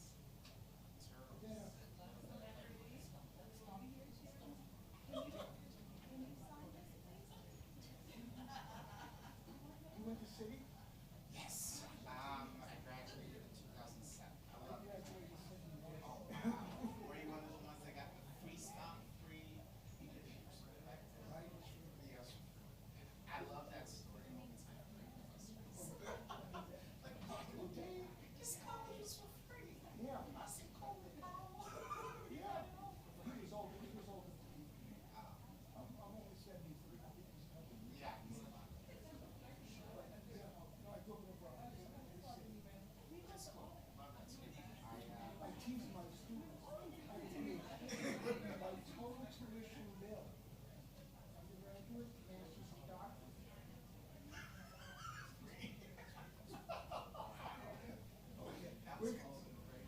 Because I went to Rutgers and had. Hi, everybody. We're going to get started. Thank you for coming out in the rain. My name is Alan Singer, and I'm the Director of Social Studies Education in the Department of Teaching, Learning, and Technology. I'm going to do a brief introduction of the issues and then of the people, and then they're going to present, and then we'll have a dialogue, and then everybody can join in with not just questions, but also your thoughts, because we want to hear from everybody. From July 2021 to June 2022, so that's 1 year, PEN America's index of books banned in the United States included 2,532 instances of individual books 1,648 unique book titles by 1,261 different authors, 290 illustrators, and 18 translators were on the list of books that were banned. Bans occurred in 138 school districts, in 32 states, in 5,049 schools, with a combined enrollment of nearly 4 million kids. Among the banned books, 41% addressed LGBTQ plus themes or had protagonists or prominent secondary characters who are LGBTQ plus. 40% contained protagonists of prominent secondary characters of color. 21% directly addressed issues of race and racism. 22% contained descriptions of sexual experiences of teenagers, which we all know don't happen. And 10% had themes related to civil rights and political activism. On Long Island, Comac removed Peristopolis, an award-winning fact-based graphic novel, from its 11th grade reading list.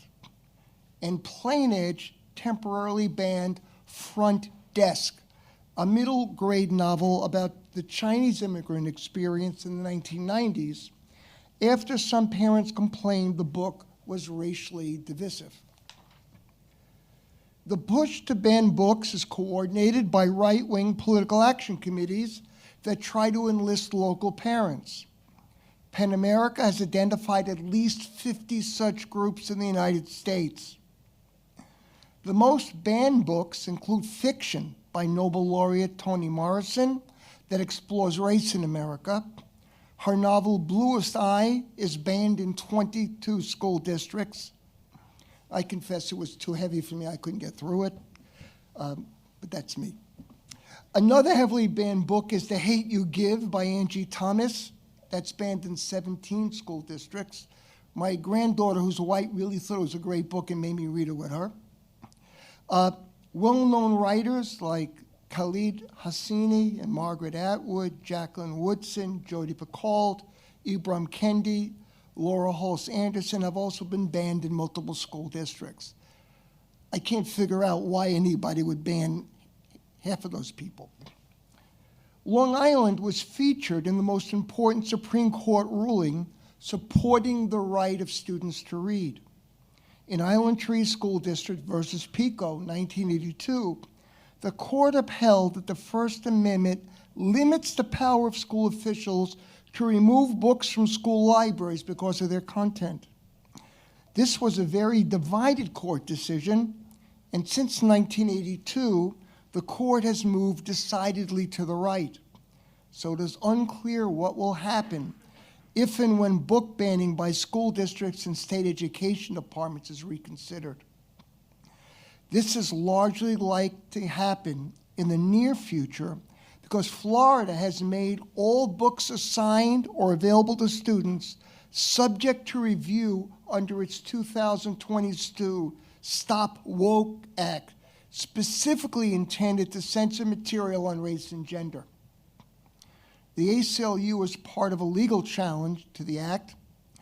Emerson Sykes, the senior staff attorney with the ACLU Speech, Privacy, and Technology Department, argues the First Amendment broadly protects our right to share information and ideas, and this includes educators and students' right to learn, discuss, debate systematic racism and sexism. Our panelists today are Susan, I'm going to probably mispronounce the names, Gotterer, Dr. Teresa McGinnis, Odette Williams, and Jackson Gomes. After their presentations, we'll have a discussion amongst the panelists, and then the audience can join in discussion with questions and comments. Susan is the director of the Nassau County New York Civil Liberties Union, the New York State affiliate of the ACLU. She has done extensive lobbying on federal, state, and local legislation, on decarceration, immigrant rights, police reform, and she has led advocacy efforts to improve public defense in New York State. She earned a master's degree in education from Columbia University, a master's in political science from the New School for Social Research, and a master's in public administration policy analysis from New York University. Teresa McGinnis is a professor of literacy studies here at Hofstra and is a former middle school teacher in the Torrance, California Unified School District. She has a bachelor's degree in psychology from the University of California, Los Angeles, a master's degree in literacy from Loyola Marymount, and a doctorate in reading, writing, and literacy from the University of Pennsylvania. Her most recent publication was a chapter in the book Refugee Education Across the Lifespan, which explored Central American immigrant youth and the struggles they face to gain literacy in a very politically charged environment. Odette Williams is the Director of Literacy and Curriculum at Academy Charter School in Hempstead and Uniondale. She is a doctoral candidate in the Hofstra Literacy Program and has a master's degree in international education from New York University and advanced certificates in literacy studies and educational leadership from Hofstra University. Jackson Gomes is a graduate of City College CUNY. He is the Young Adult Internship Coordinator for the Brooklyn Public Library. As an immigrant to the United States at the age of 10 from Cape Verde Islands, the Brooklyn Public Library was his comfort zone, and for the last 12 years, he has been working as the Today's Teens Tomorrow Techies Coordinator, a teen tech program that provides Brooklyn youth ages 14 to 18 with hands-on training in information technology. The library's Books Unbanned initiative offers young people ages 13 to 21 across the United States a free Brooklyn Public Library e-card that gives them access to the library's full e-book collection and learning databases so they can read the books that are banned in their local school districts and states. So, very good.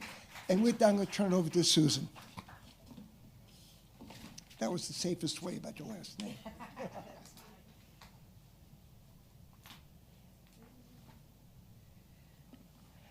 Hi, everybody. Thanks so much for having me. So I wasn't exactly sure where to start. I think, when people call the ACLU, it's the question, can you tell us if it's constitutional or not? And what I'm going to share with you today is the intricacies of the Island Trees case and what our attorneys did as they approached it. And you'll see that's never an easy answer, okay? So the first thing I'm going to do is turn to the First Amendment. Now, we all know these things in our guts. And the reason we know these things in our guts is because our Constitution gives us a set of values. But the words that it gives us are much more ambiguous than the values that we have absorbed. And so I'm going to read to you what you think you know, and then think about what a judge might say, given any number of different circumstances, okay? So the First Amendment, Congress shall make no law respecting an establishment of religion. Okay, well, I don't think that applies to book banning. It could, but the next one applies more. Or prohibiting the free exercise thereof, or abridging the freedom of speech. That's the one we always go to, right? When we think about censorship, freedom of speech, or of the press. The press. Now, we're talking about publishing, probably, right? So, again, those are the words that people come to the ACLU and they say it has to be unconstitutional, right?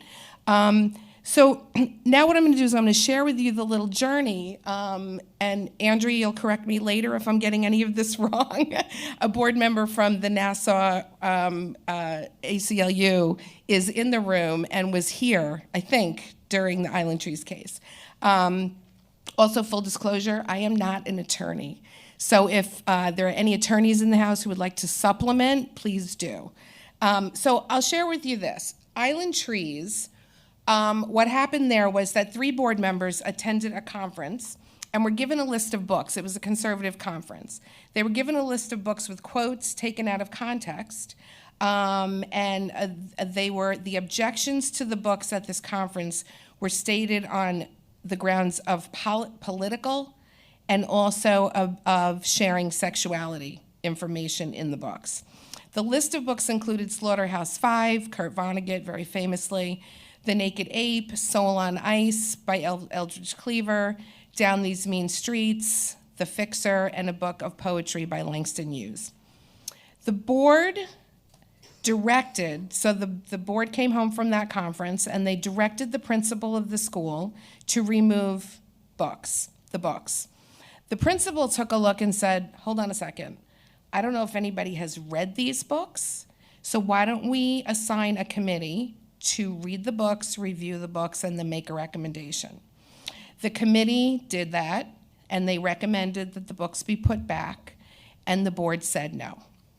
So they went to district court. The board's argument was that somebody has to decide what's in the library, and we are the democratically elected board, so we have discretion. The district court agreed, and they removed the books.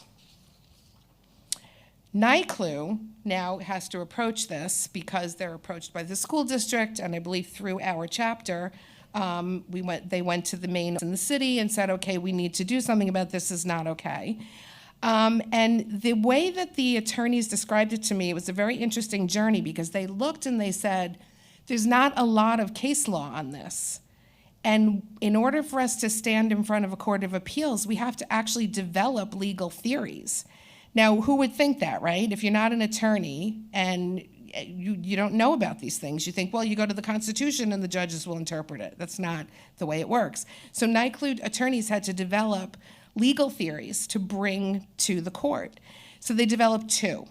One was called the Pall of Orthodoxy. And what it says is, while the board may have some discretion, they cannot exercise it with a view toward imposing a narrow ideological perspective. That word ideological will come out over and over again, okay? It's gotta be ideological, that they're not allowed to base the decisions on ideology. And then NYCLU could tell from the books that these decisions were based on specific ideological grounds, and you can't impose an orthodoxy of views is another phrase to focus on. This theory is also based on our understanding of the mission of public education in a democratic society, where they looked to John Dewey, where we are looking for ideological diversity and pluralism. And where free speech is concerned, it is not only the right to deliver information, but it is also the right to receive information. This is all part of the legal theory that they developed. Regarding academic freedom, when we create academic institutions, we want to leave decision-making to trained professionals and academics, not politicians, and also evaluate if the material is within range of the curriculum. Those are all the factors that should go into the decisions. The second legal theory that they approached the court with was procedural regularity. And the argument was that when it comes to free speech, there has to be a consistency of criteria and a process in order to decide these things, because if there is not a consistency across the board, it is really just the decisions are based on an ad hoc group of circumstances. They're based on an ad hoc group of people. And then depending on how the wind blows, any decision can be made at any time. So they offered the court those 2 legal theories. There were 3 judges sitting on the Court of Appeals. One judge decided in favor of NYCLU based on the Pall of Orthodoxy. One judge decided in favor of NYCLU and Island Trees in favor of procedural regularity. And the 3rd judge said, no, you have to take the books down. So the school, meaning 2 to 1, right? The school board then asked, which they had a right to do, there are 10 judges that sit on the Court of Appeals. They asked the 10 judges to review the decision. That came out to be a 5-5 split, and because it was a tie, it defaulted back to the 2, and apparently it's put the books back on the shelf. So the school board appealed to the Supreme Court.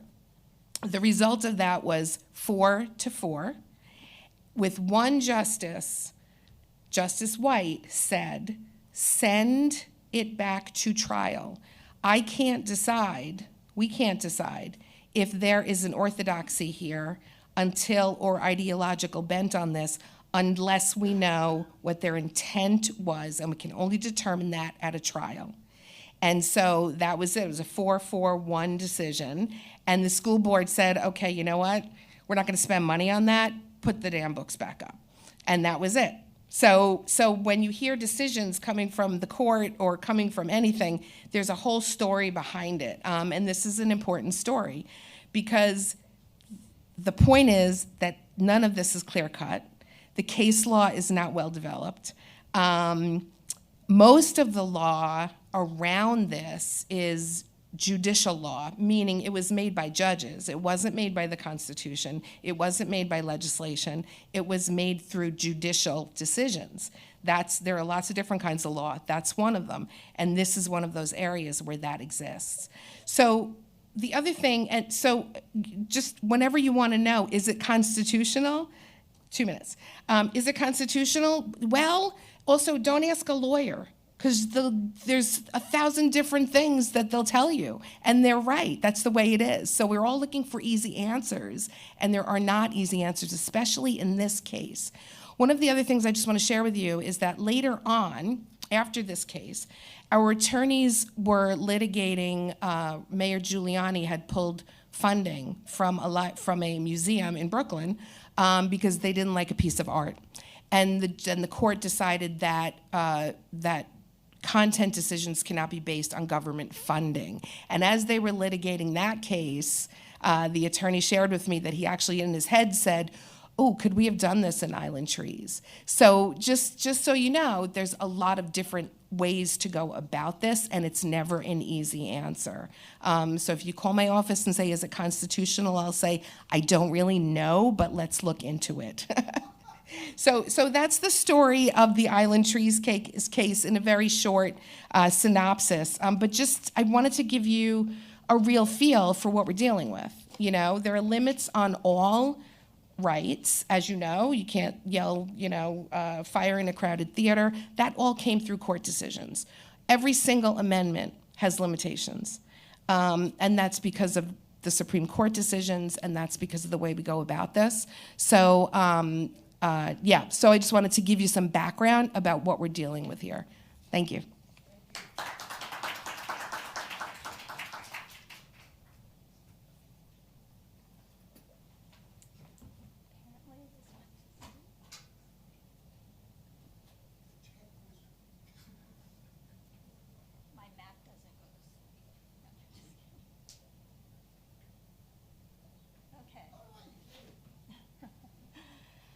Hi, everyone. So I'm approaching the banned book issue from an educator's perspective, and I work primarily with secondary ed or future secondary ed teachers and literacy specialists. So I'll be talking about it from that perspective.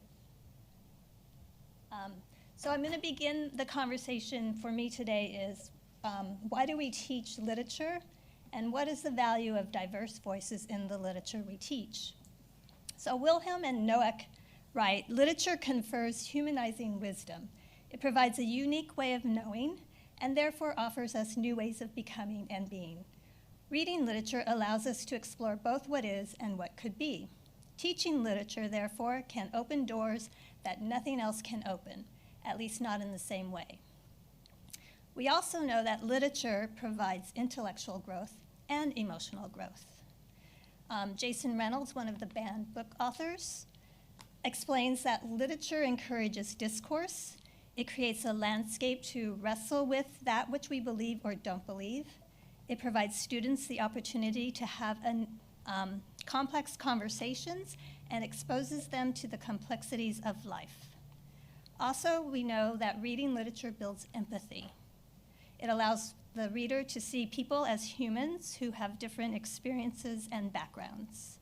And finally, literature creates a shared understanding and appreciation for the historical and current social, political, economic, and scientific contributions of marginalized communities to American society. So Professor Singer already explained the types of books that were banned during the 2023 year.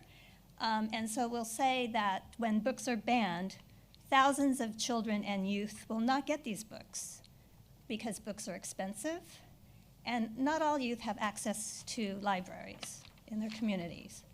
So the students impacted the most by book banning are the most vulnerable and marginalized students in our schools. And I'm sorry the format changed on there. So that means that marginalized youth's existence and lived experiences are not validated in classrooms, and therefore the youth become invisible in the curriculum. The students are robbed of their culture, language, history, and values. They encounter what we call subtractive curricular policies, which are policies that strip them of their identities and languages. They are also denied their humanity and supportive conversations about healing from a racist society. And ultimately, schools for them become dehumanizing spaces. So banning books also impact the intellectual and emotional growth of students from the dominant white culture. Larrick notes, when the only images children see are white ones, there seems to be little chance of developing the humility so urgently needed for world cooperation. Also, students won't learn to grapple with different slices of life, creativity, and art in the form of language. And students will lack access to healthy debates that teach them how to think, not what to think. So I have some examples of learning that can be missed when a book is banned. So To Kill a Mockingbird is one of the most taught books, but also one of the most banned books. And it's banned for different reasons. Sometimes it's banned because of the racial issues in the book. Other communities ban it because they don't like the idea of the white savior. So the banning To Kill a Mockingbird would eliminate, though, the opportunities to discuss the role of context, history, of when the book was written, and the perspective of a white author in that particular context, her discussion of race. It also eliminates the discussion on how context changes and why this book might not have a good fit for today. It also limits the discussion on how white saviorism can be harmful, particularly in today's context. And lastly, there is a lineage of literature and what has built upon the book, what other stories have come out of that book. The banning of the more current book, The Hate You Give, and I will say that I pair these two books in my classroom. My students here reading them now, partly because there's the historical way that race was talked about in books by the white author, and then The Hate You Give, if you look at the last one, it says reading the voice of a young black author and entering the story world of a young black girl, including her use of code switching. That being banned would eliminate students the opportunity for that voice. It also eliminates opportunities for critical consciousness raising of complex contemporary race issues such as the Black Lives Matter, police brutality, learning about the harm of microaggressions, how family and community loyals are very important in particular communities, and also the socioeconomic differences and realities. So I'm just going to close, did very quickly. The impact banning of books has on teachers, who are also a vulnerable population. So I'm citing from the statement of the National Council of Teachers of English, and they write, "The truth is that teachers are uniquely important leaders who, in educating current and new generations of students, bear responsibility for this country's future.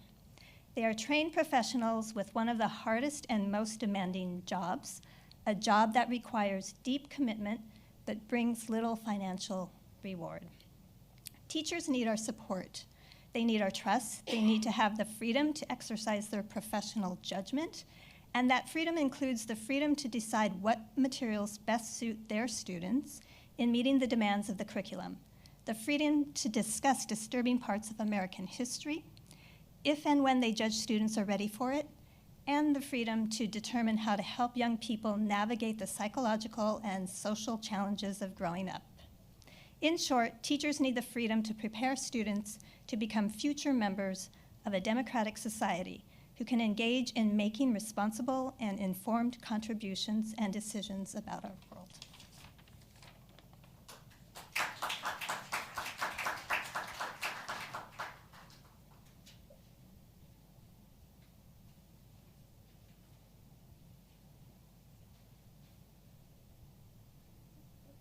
Sorry, I will find it. Is it there? Well, we'll go here.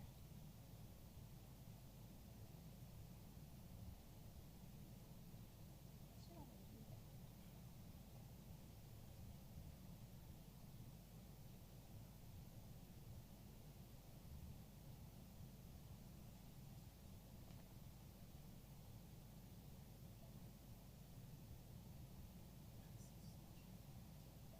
That's it.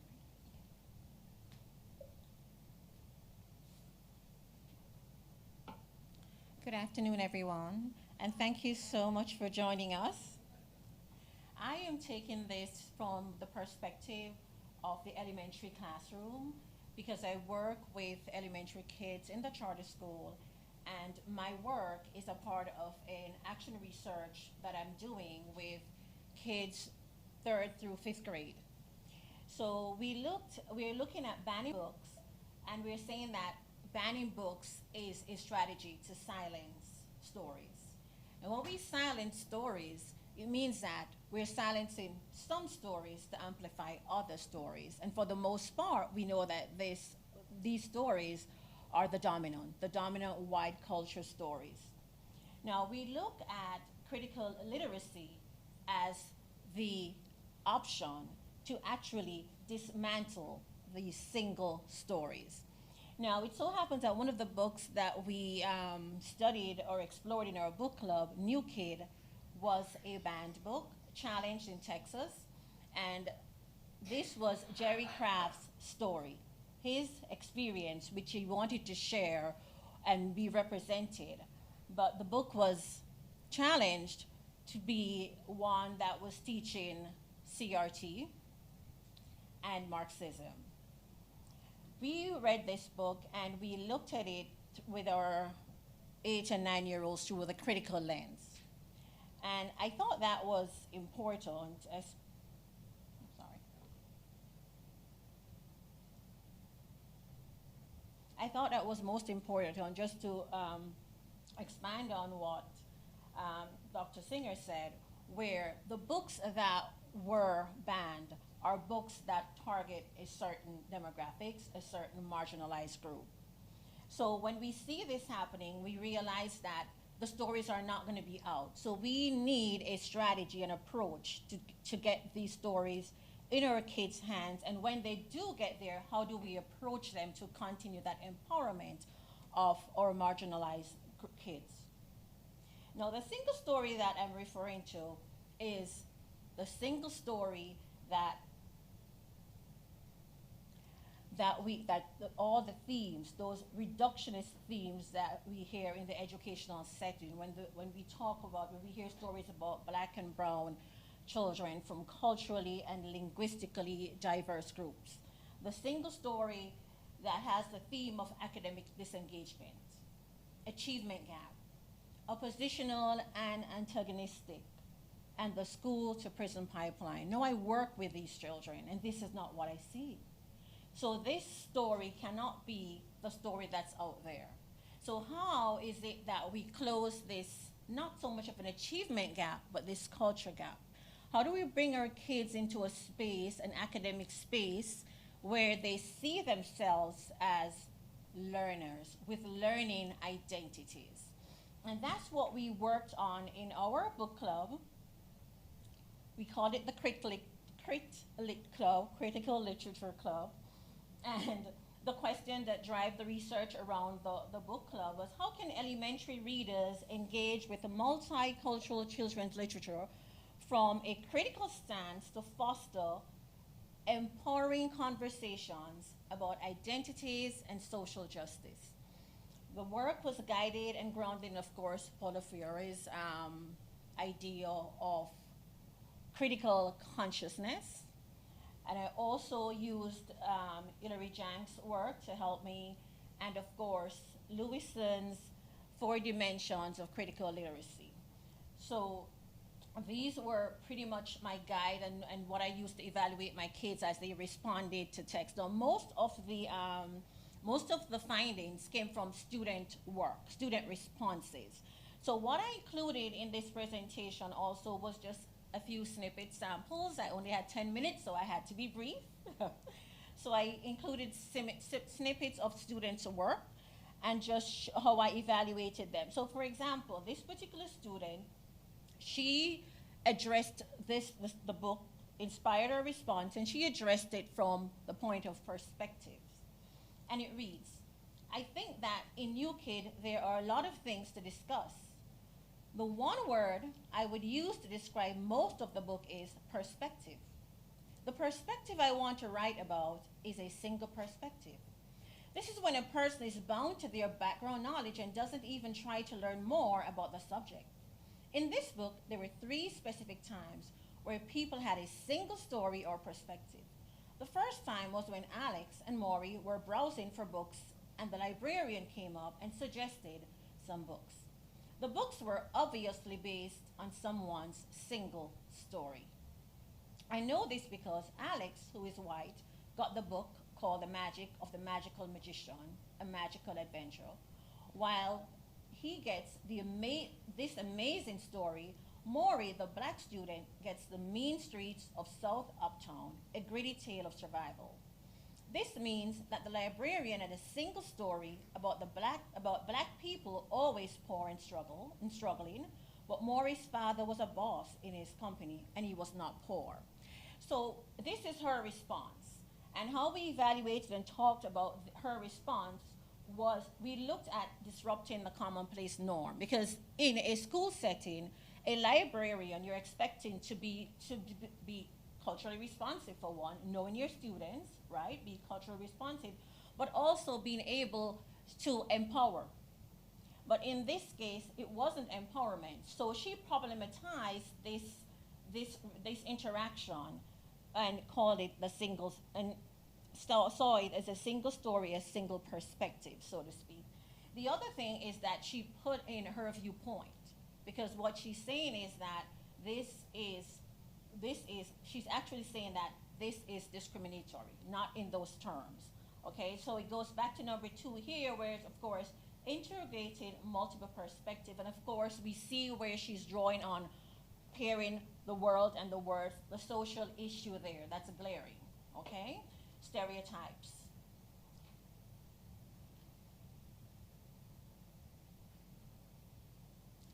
And then another student, because of course in the book club, they're able to use whatever format they need or structure to respond to their text. So this was another response to the same section of the text that talked about where we saw the stereotyping. She called it what it was. It was a microaggression.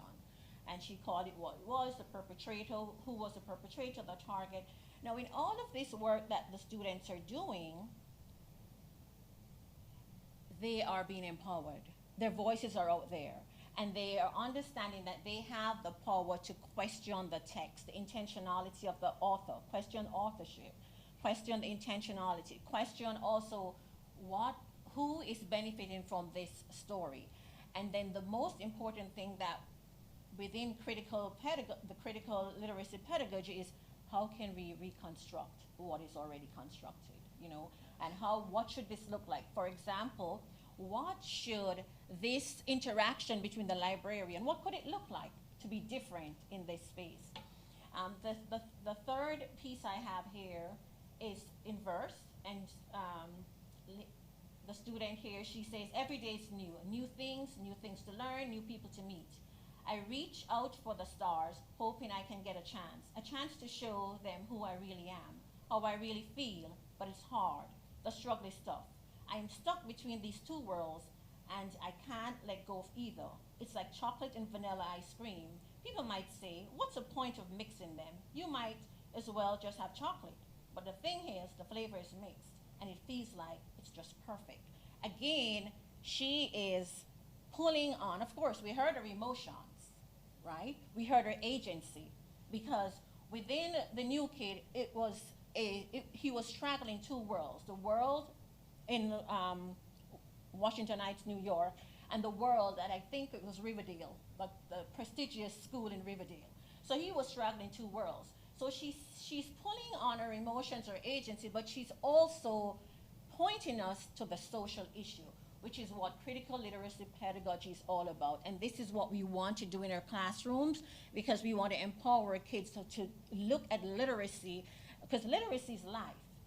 Literacy is life. We want them to look at literacy and be able to find their learning space. That's it. Thank you so much.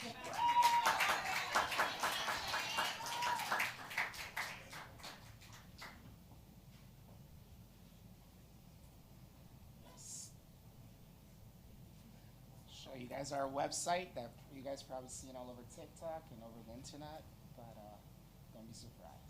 You guys have heard Books and Band by Brooklyn Public Library yet? No? Well, you'll learn about it today. I'm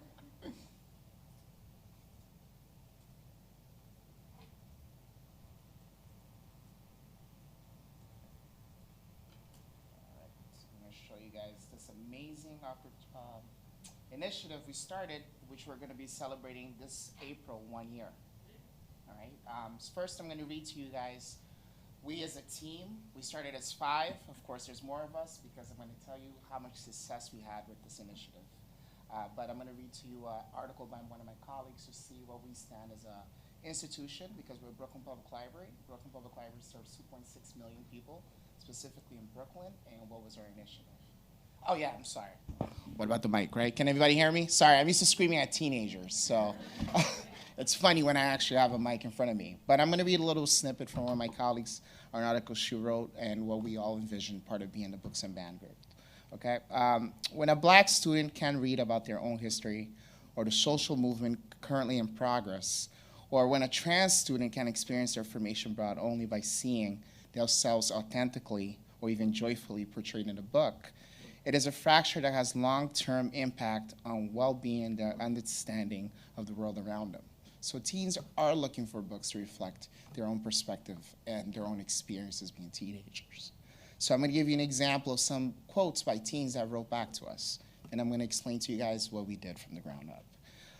So books on topics such as race and sexuality, as we mentioned in the other presentations, are disappearing off the shelves on an extreme degree, and that was a teen making that note to us. Another teen reached out to us and told us that a book about Rosa Parks was removed off the shelves in her county, just to give us an example of what's happening across the country. One student from Tennessee had the most heartfelt reason why she felt she wanted to be part of this opportunity.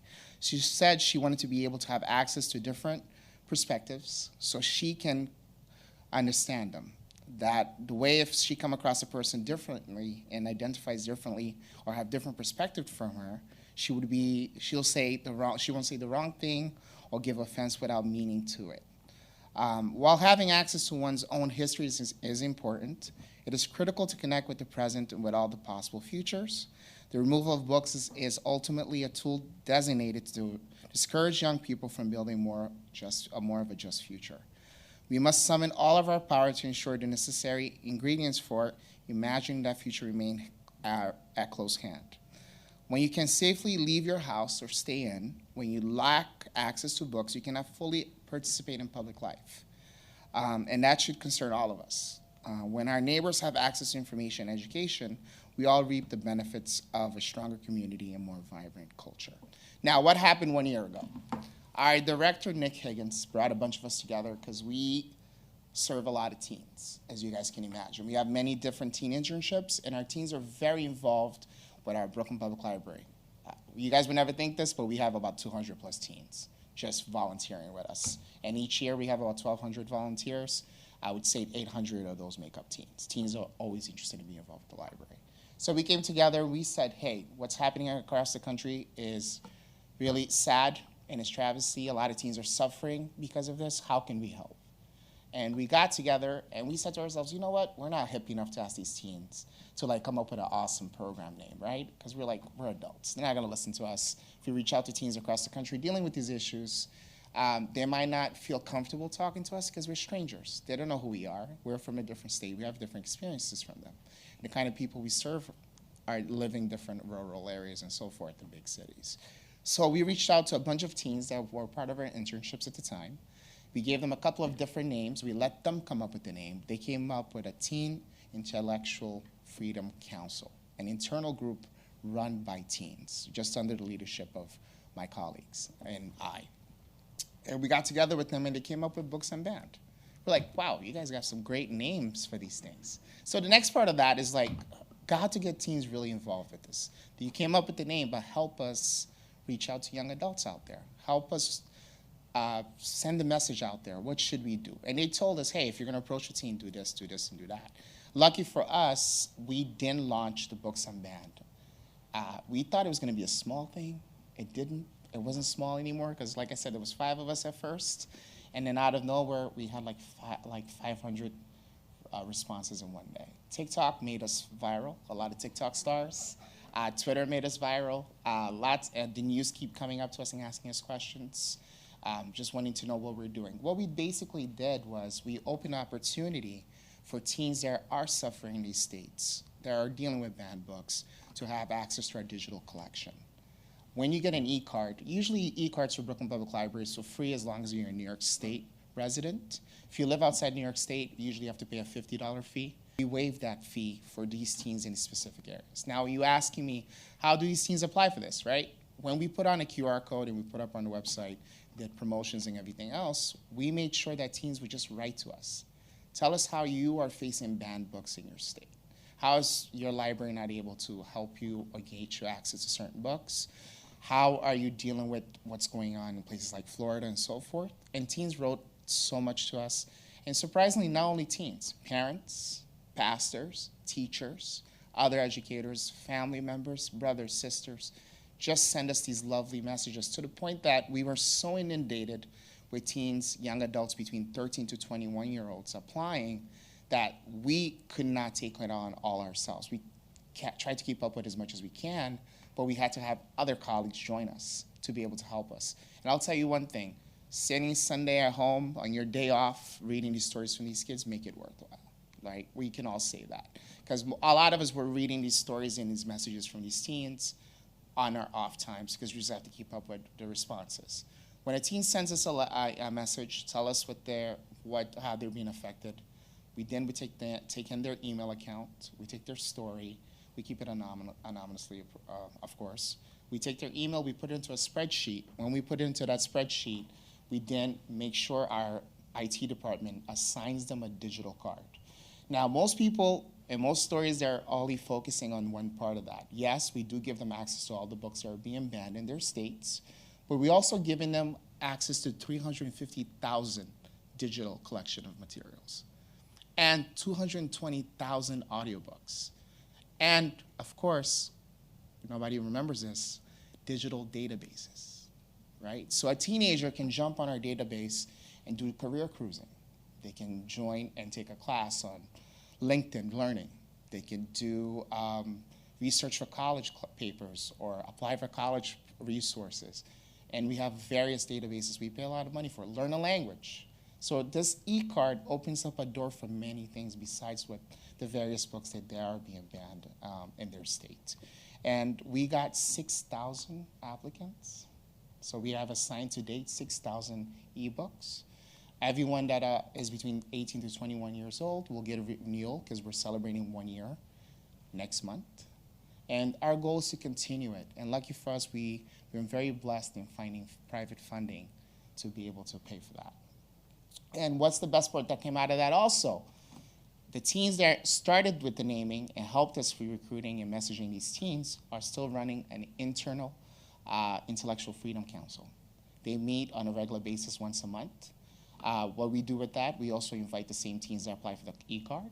They can be a part of this group. And then they help us formulate messages and resources to reach out to other teens across the country.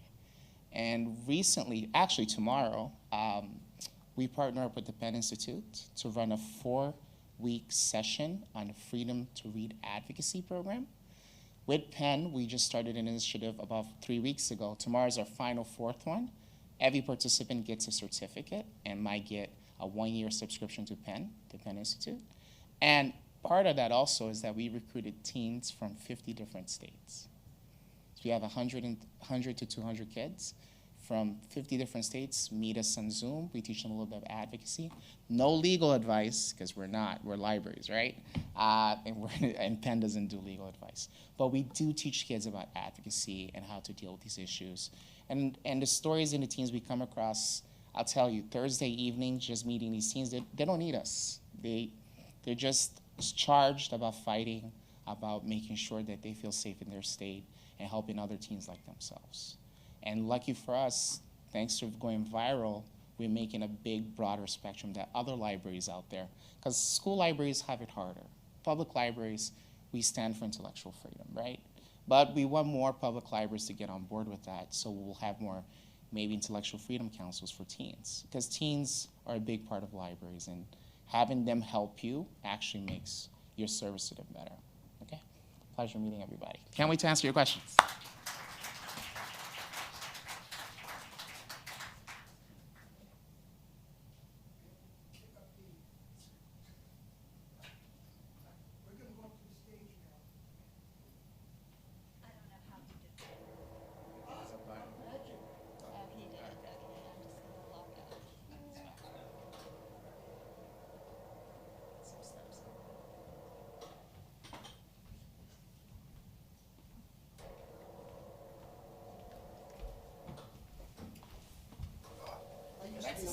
Yeah, I'm getting to that stage where I can't handle that as much as I used to.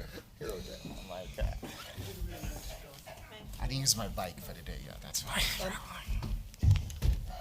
To start off the panel, what I'd like to do is to address a question to each of our panelists so they can kind of spell out more about their ideas on that. And then we'll see where it goes from that. And actually, more than one person can answer that. And I'll start with Susan.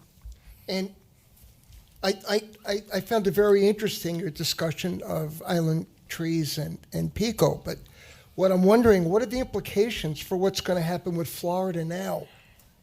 Yeah, I think I'm wondering that too. I think everybody's wondering that. I think that there has to be challenges, obviously. And I think that the people that are gearing up for the fight are going to get very creative, legally speaking.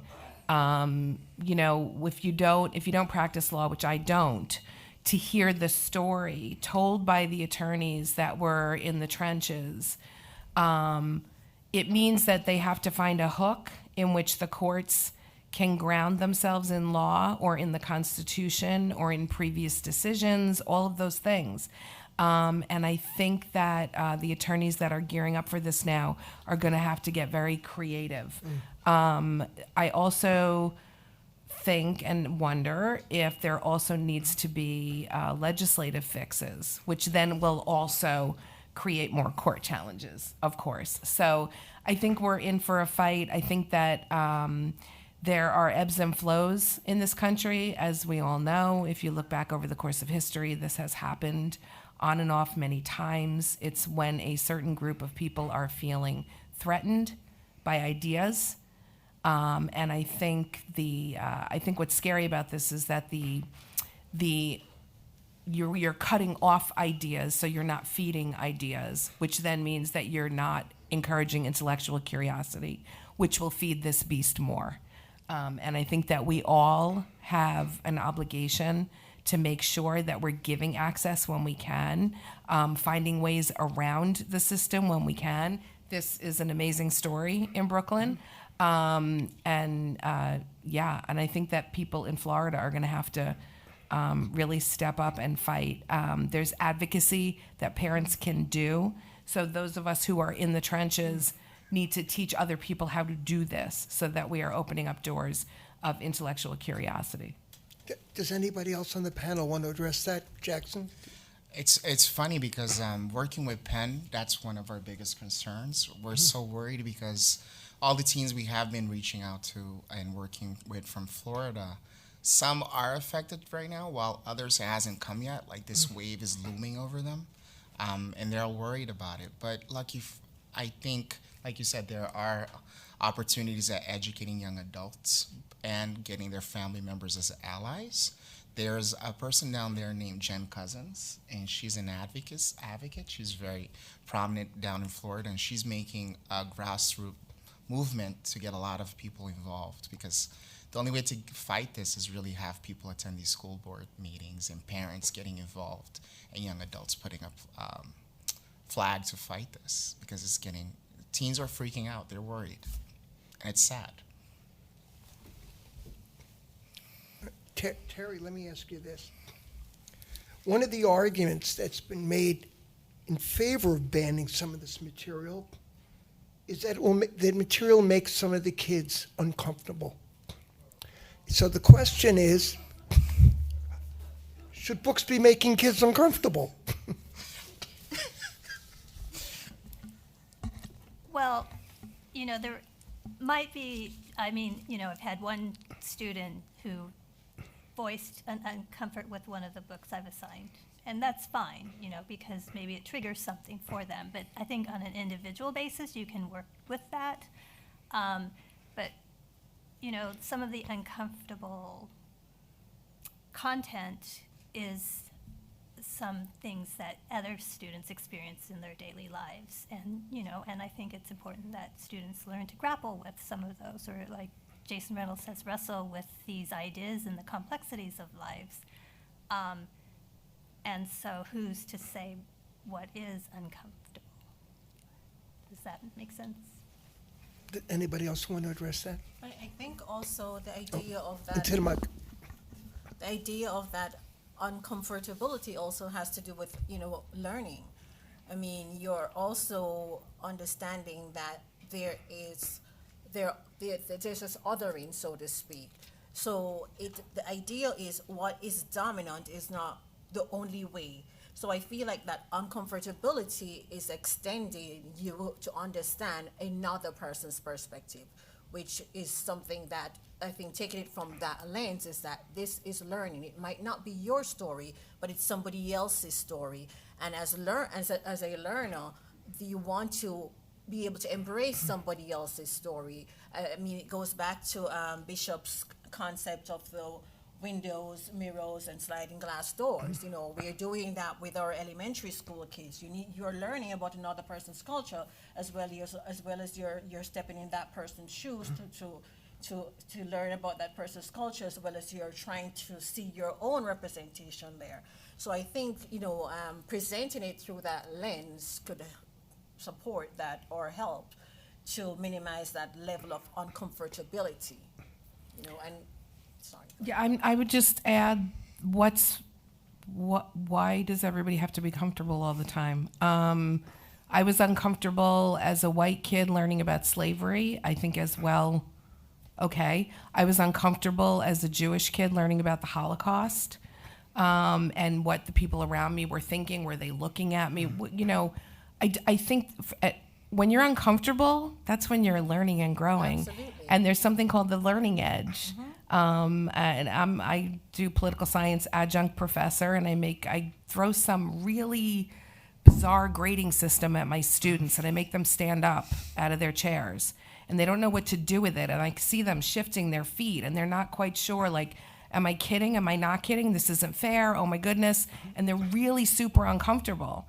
And then I say to them, just sit there and be uncomfortable for a couple of minutes, because that's when you are most open to learning. And so my answer to that, which is why I chuckle a little always, we don't always have to be comfortable all the time. We're never going to get anywhere if we insist on being comfortable. You're not comfortable when you're pushing your envelope. That's because you're growing. So. I mean, to add to that, if you ever work with teens, they're all looking at each other. They don't want to see each other. They're like, I don't know you. I don't want to talk to you. You bring up one topic that comes across all the board, they'll agree to it. Yeah. They have one thing. And you know what we usually do with them? We usually ask them, what is your parents' perspective about being successful in life, right? So the immigrant kids will be like, doctor, engineer, this. And another immigrant child goes, me too. Like, they don't want to accept any other career but doctor, engineer, lawyer. And then before you know it, they're all comparing notes that we all are human beings, that we all have these aspirations that our parents dream of for all of us. And that just sometimes solidifies them. And before you know it, they become best friends. 5 years later, you see them going on a camping trip together. You're like, why are you still friends? They're like, oh, we became friends in 2014. And The uncomfortability will not last. It will just promote growth. exactly. I'd like to follow up with Odette. I mean, you argued that reading books is empowering. And I'm a reader. It's funny, Jackson talked about going to the library as a teenager. When I ran away from home, I used to run away to the library. But I wasn't convinced that just reading these books will make that much of a difference. Maybe you could explain that more. I think when we're talking about reading, and in this case, we're looking at, positive portrayals and, authentic representation, especially for kids from marginalized groups. But it also goes back to culturally, we push books. Books are valuable. I mean, I remember in my household, I got away from doing chores because I was reading. So what did I do? I didn't want to do the chores, so I grabbed a book. My mom thought, oh, she's reading. So reading is empowering. And also, if you think about the stats, just from your literacy score, your path for the future can be determined as early as the fourth grade. I think it's the fourth grade state assessment scores. They use those scores to actually start tracking kids. So reading it's powerful in so many different ways. And the idea of just helping kids to see that literacy is for them and reading is for them, because it actually charts your life path. So just the idea of helping kids to see themselves as learners and as literacy, as students with that potential to read and excel in the reading, make the material, I would say, relatable to them, is something that we should really do, because we need, as educators, need to help empower them into the literacy, so academic realm, so to speak. Terry, you want to? That's okay. Because I know that's part of your thing. Literacy. Well, we do talk about in one of our classes, the Literacy Club, and we talk about how children in our classrooms, we want them to be part of what we consider a literacy club. So it's not about, test scores are some of the important things, but it's about getting kids really engaged as readers and writers and feeling like they are readers and writers. And so in that sense, it can empower them. It also, when, she talked about Freire's perspective of critical consciousness, he also talks about humanizing pedagogy, but the idea that you can use literacy for agency, advocacy. And so I think when we talk about it with students, they need to really recognize that literacy should be valued more. We often take books and things for granted in our country because public education is free.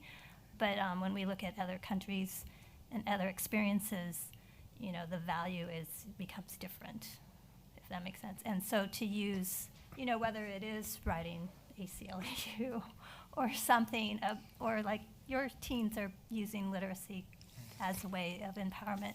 And the internet has also become a way to use it for advocacy, and students are using literacy. The Dreamers figured out how to use Twitter, right, to promote DACA. So we see how literacy can empower and be used for political purposes. And when you limit, I think the problem with the banned book movement is that it's limiting access to literacy, like if you look at slavery, right? Let me then turn to Jackson. I really like the unbanned. I actually donated to that. I appreciate that. But what I'm worried about, has there been blowback against the library? Has there been blowback against some of these teens? And how are we going to support them and defend them? That's a very good question. Yes, the 5 Light people that won an award from ALA. So we were publicly put on New York Times, and we went all over the country in newspapers. Some conservative newspaper wrote things about us like we're promoting porn for teens in the library, right? But we love the work we do, and we expected that. We don't mind taking the blow. Lucky for us with the teens, we haven't put the teens in the forefront.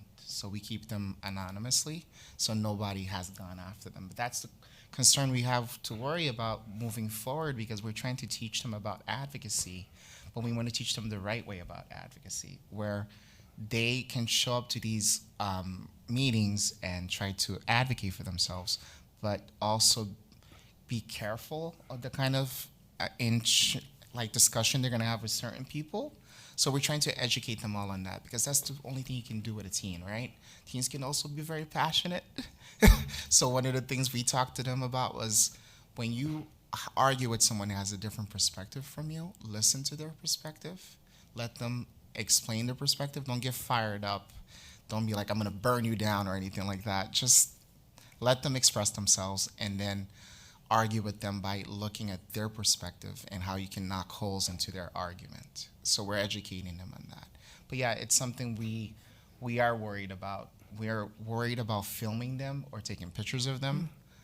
So that's the reason why we're going to give them the permission to give us access to that after having discussion with their parents. So if their parents approve of that, then we'll talk to them what's the next level of that. Like, we want to record our final advocacy program tomorrow. We want to do a whole video shoot, but we all discussed it internally how dangerous that could be for them. Because some of the teens, they're LGBTQ+, they haven't told their family members, they haven't shared anything. They might share it with us in this private forum, but they do not wish to have that discussion with their parents or their family members yet.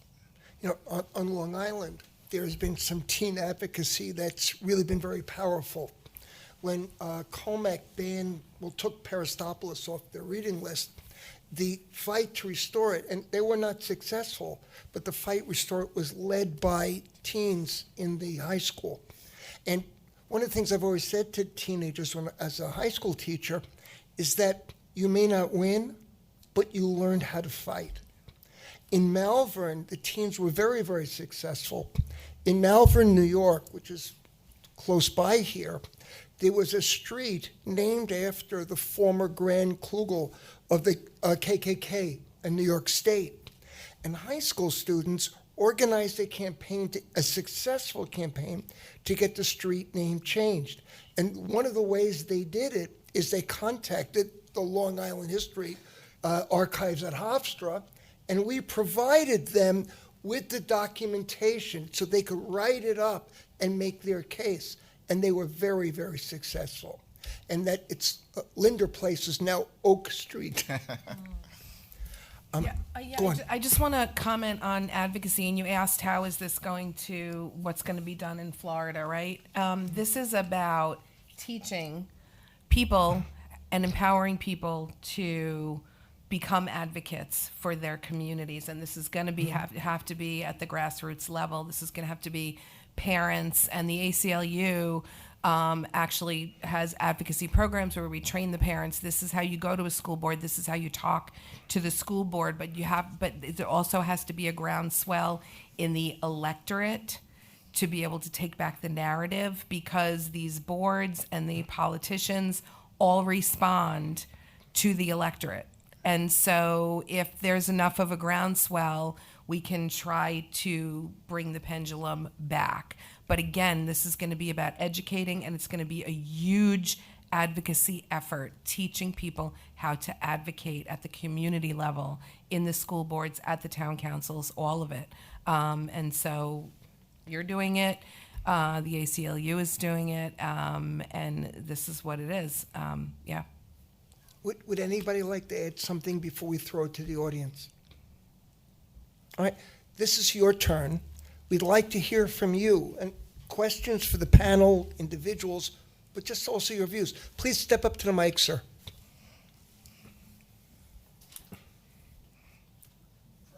It's okay. We did that on purpose. I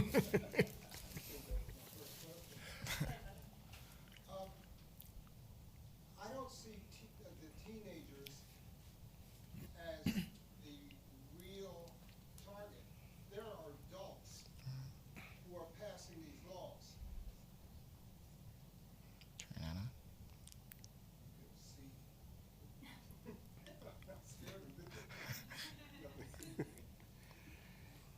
It's the adults that pass the law. It's the adults who have willful ignorance. We have to think about why they don't want education across the board, because it's an emotional issue. All of these are emotional issues. They're not logical. I mean, hormones are real. Yeah. All mammals have a puberty, adulthood, and adulthood means you're interested about getting together. They don't want education because even though they're very famous homosexuals, Alexander the Great is one of them. That movie they made about the 600 brave men who were out fighting off hordes of people, they were all gay. They were couples, which was a brilliant idea in terms of war. Put a couple together and they fight harder than ever. So none of this is logical. How are you going to engage the electorate to want to fight for education? I was in the South and I saw a bumper sticker on a pickup truck that said, "I don't care how they do it up north." And I could hear the guy's voice. And I'm staggering around to this day trying to figure out, how can you not want to consider another idea? So that's about it. Thank you, sir. And anybody want to address that? The electorate. First of all, this is going to be generational, and the kids have it. They do. They're going to be the next round of voters, and they have the right ideas already. My personal perception of this, as far as feelings, because this is about feelings, I believe that, and this is not, I'm not speaking for the ACLU here, I believe that this is a last gasp of the demographics changing. And I think that this is an entrenched power dynamic that is watching it go and is hanging on for dear life. And that's always going to be a brutal last-ditch effort. There's nothing they can do about the demographics. But I really do believe that this is a last gasp of hanging on. I'm hoping it doesn't turn violent, and I'm hoping that our educational values can overpower the pull towards willful ignorance. But this is all intentional, and our systems are set up to support it. And so we need to start looking at all of our systems and educating everybody about our systems. So advocates are out there educating about mass incarceration and all the systems that went into that and all the systems that still go into that. It's all a part of the same puzzle. And the kids know it. The kids already know it. It's almost like you don't have to tell them, they know it. So this is about advocates really moving. It's about getting parents to move. It's about getting anybody that will listen to join the fight on all of these fronts. So it's going to be a fight, but we don't want them to dig in deeper than us, right? We want to be able to move it and move the story. I don't want to have to wait for the next generation, you know? So. I think the key thing, and that you're right, a lot of the so-called parent groups that have been advocating for banning books and restricting curriculum are not really local parent groups. There's a national conservative organizations that are funding disruptive behavior at school board meetings. And they are writing the laws so that, like if you look at the anti-critical race theory laws, they all have the same wording. All of a sudden, 400 laws all have the same wording. So this is a major political struggle that's taking place in the country.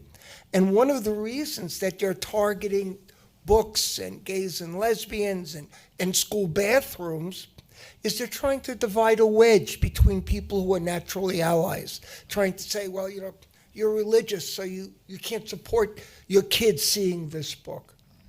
And it's going to be a real major political struggle. And up to you. Hi, everyone. Thank you each for coming and sharing your expertise with us. We support all of you. I'm a Brooklynite, so Brooklyn Public Library, you know, I'm all in. Particularly, Odette, we are so proud of you.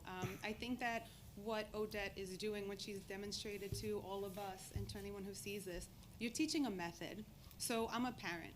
We want our kids to be able to think critically, read critically, not just passively absorb information, but take what you're reading, process it, ask questions, make it your own, transact with that. You're teaching that method. To Dr. Singer's point, there are going to be additional items that come up along the way, whether it's you know, this group that's being othered or this uncomfortable issue. But I think that with Odette, you know, kind of systematic way of teaching children how to encounter this information, it doesn't mean you're blindly taking it. It means that you also are understanding it and you have the right to disagree. I think that is so empowering, and you're doing it at the youngest level. You're doing it in elementary, and we don't have to then teach adults how to do it because we follow Odette's lead and the kids already know, right? I did have a general question, and I'm not sure if anyone would know the answer to this, but in general, people can typically find many things on the internet, right, including banned books. I would love to see, you know, kind of some publishing companies maybe providing copies on the internet of these novels, of these banned books. You know, we can search for PDFs for anything, right? When you're in college and you're like, that book's really expensive. No, we don't. Yes, we do. You know, you look for the full PDF for free. Is that kind of a conversation? Because to the point of TikTok, to the point of Twitter, students, children, these generations are going to use technology to their advantage. Is that a conversation? Are the publishing houses kind of getting on board with that? Or is that kind of still something that is, we make money off of this, so we're not really looking to do that? Us on the public library side, even though we offer these ebooks, and when we expand the number of ebooks, we have to pay the licensing on it for just the ebooks to the companies. There was no special deal made. It was just us raising money to do so. So that shows you how it's a little politically charged for them. So they're a little scared, but I'm sure a lot of them are realizing how it's affecting their authors, you know. And unfortunately, authors that are being affected are not very well-known authors as much as are not Stephen King's, right? Which he made a comment that can get out of context, right? He said, he went on Twitter and he said, oh, a teen can just stop at a bookstore and pick up my book or whatever, right? He forgets that accessibility is an issue for teens. Mm-hmm. Teens cannot always go to a library. They might live in a rural area where the library are closed at a certain time to get out of school, or they don't have the book that they want. So that just shows you how publishing companies, I think they're scared of, you know. And just the economics of it all, you know.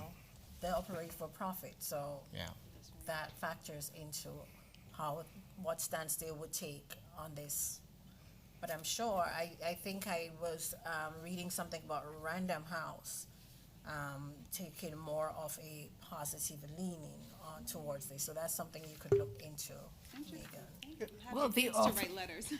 Also, the more successful authors that are not being threatened should be standing up as allies. Right. Yeah. So That's it. What, Susan, maybe, what are the legal issues about?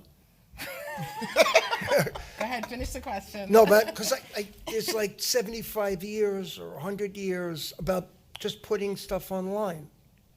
I don't know, actually. Copyright, right? Yeah, the copyright for yeah. books, when does it expire? I mean, I have to tell you, all my books somehow are online. And I don't know how it happens, Oh. with 2 or 3 pages missing. Hi.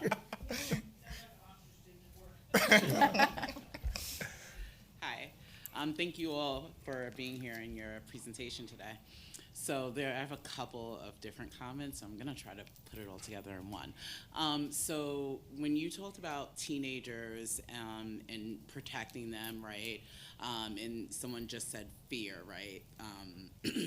It's the fear for them. It's the fear for the electorate. So I work here at Hofstra in equity and inclusion, but I'm also a vice president of a nonprofit here in Long Island that specifically trains parents and students how to speak at BOE meetings. Yeah. There you go. Like we're There you doing, go. we provide resources, Yeah. talking points, all sorts of things specifically for the fights that's going on in school districts here in Long Island. So what we find is that the other side is really loud. And so people are fearful. They might agree, but they are scared to speak. They are scared to come out. Students themselves are scared of being isolated or alienated. A lot of parents we hear, we didn't know that these people we've been going to games with and having over felt this way and had these viewpoints, right? So we know 2-3 years ago, all of this started to come out. So they fear coming out and being against some of the policies and initiatives that it's going to further alienate and isolate their children, disrupt those friendships. But what I'm coming to, and what I would like to hear your viewpoint on, is we are really in the fight of our lifetime, right? And we think about the civil rights movement. We think about all of the training that went into being able to sit at a lunch counter without reacting, being able to speak, to march, to do all of those things. I see it that it has to be the children. It has to be parents too. It has to be all of us, anyone who agrees. But it really is going to have to come from the students to say, this is what I didn't learn. This is what I should have learned. This is what that meant. You cannot take away my education. And as much as we want to protect them, they really have to be at the forefront, because we know these are policies, and as to your point, Dr. Singer, these are national groups literally pouring money into little school districts in Long Island. Like it's really insane. So we know the fight is much larger. Is there any push to really take on an initiative, something like the beginning of the civil rights movement, to train students, parents, to come out, to talk to, and how to do that? Like, and I wonder if the ACLU, I know they're doing, everyone is in pockets doing these sort of trainings and stuff, but is there some sort of national coalition that we can maybe start to do? There actually is a parents group on Long Island. I know they're very active in Suffolk, because this started showing up very much so in Smithtown. Yeah. So, and I'll do full disclosure. I'm one person in the Nassau County office. I need your card, by the way. Which means that, and we deal with immigration, criminal justice, LGBTQI, education. We deal with everything. So there are pockets of empowering parents and kids, right? But you're right. There has to be a large movement to do this. There is a group of moms that got together and are going around Long Island. I'll get the name for you. They're organizing, and this is all about grassroots organizing. Also, I just want to say that strategy, the national strategy that is being done, people talk about it like it's sinister. That's advocacy. And even though we don't like what they're doing, we can do it too, which is what you're talking about, right? So it's not sinister. It's what sometimes it's astroturfing, which is a whole nother story, which we all, that's a fake. That was the Tea Party. But we can do it too, and that's what you're talking about. Yes, we need to do it. But I'm going to get you the name of that group because they are already pretty organized. So we could probably all be working together. So, yeah. Just to add to that, we have to go to school board meetings. We have to speak out. And if they attack us, it's like water off a duck's body. What do we care? But we have to go so that the kids see adults who are not afraid to speak out. I think that's very key for us. And what works really well for us, like for Brooklyn Public Library, we hired, do you guys know Summer Bossier, the Oklahoma teacher that was let go from Oklahoma because she shared her internal library, her classroom library with the students, and shared our QR code when we were doing while we were running Books and Band when we first launched. And lucky for us, she is part of our team now that works with us on this, and she runs the Teen Intellectual Freedom.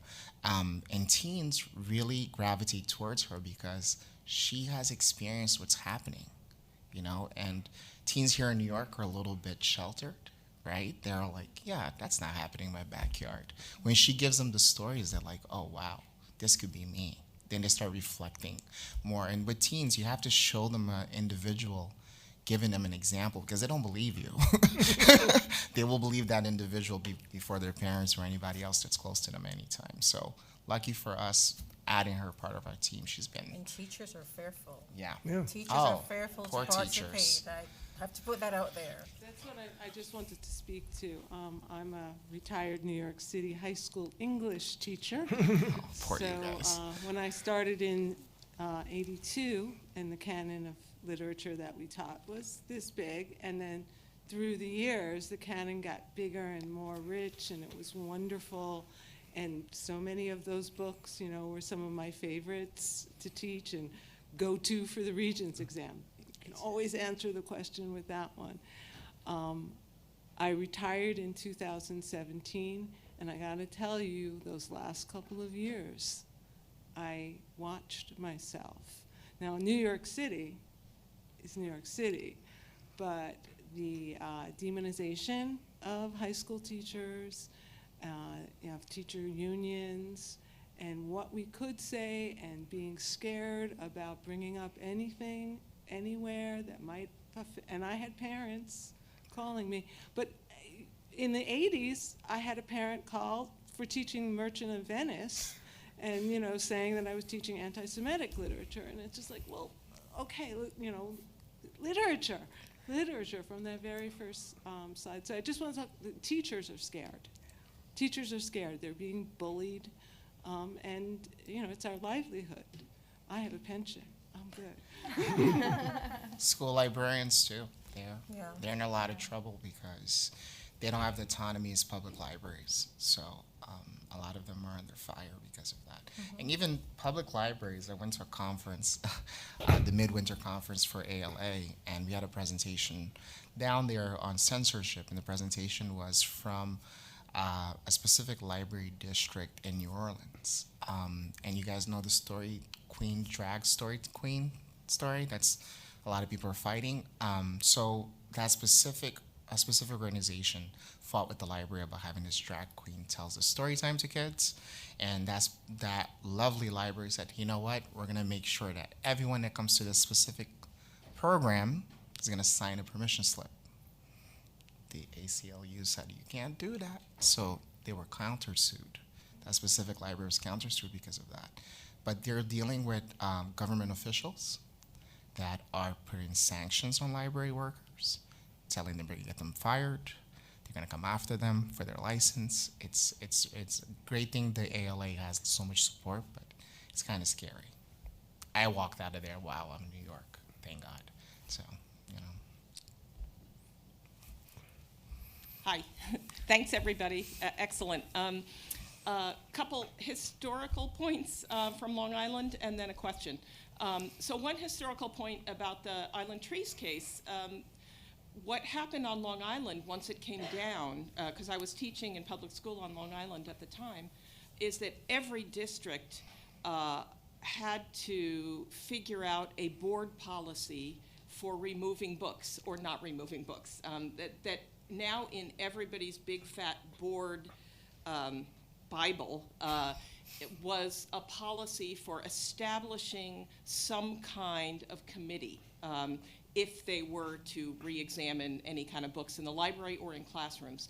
I say that because that's then a strategy, it seems to me, for people who are attending board meetings and are fighting back against censorship to look at the board policy first and see what the policy is. Because generally, there had to be a committee that had to be established long before there was a book in question, because that goes to the orthodoxy question, that Right. it can't just be an annoying book to a certain group of people. Right. So I think it's worth, not waiting for what they're calling themselves the loud majority in a bunch of districts to come in and start looking at banning books. It's worth finding out what the board policy is way in advance. The second strategy that I'll mention that happened in a district, again, in which I worked on Long Island, is the reading lists in the summer were challenged for being books that were on the edge in some kind of way. And so the English department as a whole decided, and I think this is a great strategy, 9 through 12, that the book everyone would read is Fahrenheit 451, which is a passive-aggressive move, certainly. But it's not a bad move, actually, for lots of districts to take on as they get challenged, to add that to their reading list. Finally, my question really is this. It goes to Alan's question about what's going to happen next. And I'm wondering whether the divide really is elementary and high school now, as we think about it, because the Stop Woke Act is really about K through 3 books. I mean, they did that on purpose so that people wouldn't challenge it, and then they could point to, and the language of Island Trees is community standards is what the line is, and it's much harder to argue that any book goes, or any different kind of book goes K through 3 than it is in high school. So I wonder to what extent you think that is a line, and this isn't just for Susan, but is it more likely, that the Civil Liberties Union can win the high school cases but lose the elementary cases?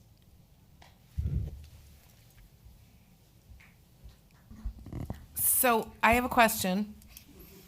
The procedural regularity is the argument, right? And then the bottom line is we want to be able to set good policy, right? So NYCLU crafted those arguments in Island Trees to try to set a standard for setting good policy, which is what you're talking about.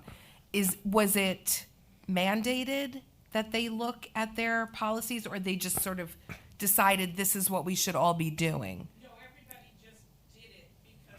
Okay. The big outcome of that decision, Yeah. divided as it was you can't do it arbitrarily. Great. So then it served its purpose, right? Yeah. So I think the age cutoff, when people make decisions about the court cases and legislation, they're going to try to put their best chance forward and their least, the path of least resistance. And also, don't forget, legislation is done by committee. Legislation is very messy to get passed, which sometimes is a good thing and sometimes is a bad thing. So I think the age cutoff might become a thing. But again, there's also the concept of age appropriateness and standards, community standards. So I don't know. We're going to have to see. We're going to have to see what other legislation comes out in the court challenges. I mean, the problem with community standard is there is no such thing as a community standard. Right. What you have is different individuals and different groups have different beliefs and different standards, and there's no consensus. And again, one of the things that's happening is those who shout the loudest end up being the ones who identify, well, we're setting the standard. And so that's the problem there, and that's why we have to shout loud as well. But the other question that you just raised is the issue of age appropriateness. And so one of the things they're saying is that, they want to take your kindergarten kid and turn her into a lesbian. And that, terrifies people. But one of the things we have to do is clarify what actually is the curriculum in the early grades. Because the curriculum in the early grades, kindergarten, first grade, is mostly who are you and who is your family. And one of the things they're introducing to kids is that in this collective of 20, 25 kids, we have different kinds of families.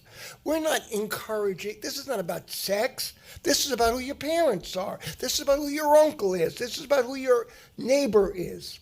And I think that's one of the things we have to push, that we want kids to be able to, one, to understand that it's a very diverse world, but also, and this is what Odette keeps talking about, we want them to be able to see themselves there. Everybody doesn't have a two-parent family. I didn't when I was a kid. And you always felt there was something wrong with you. And I think part of what we want kids to do is to feel, no, there's nothing wrong with me. That's my family. And I think, okay, I think you're going to be the last person, just in time to jump up. One thing that I say a lot and I think is really important is intent is everything. And I think it's really important for you to know a person or a group's intent, to know how to receive what they're saying and how to react in kind. As part of that, I think it's really important that people who are fighting or advocating on either side of this whole issue about banned books are true and honest with their intentions.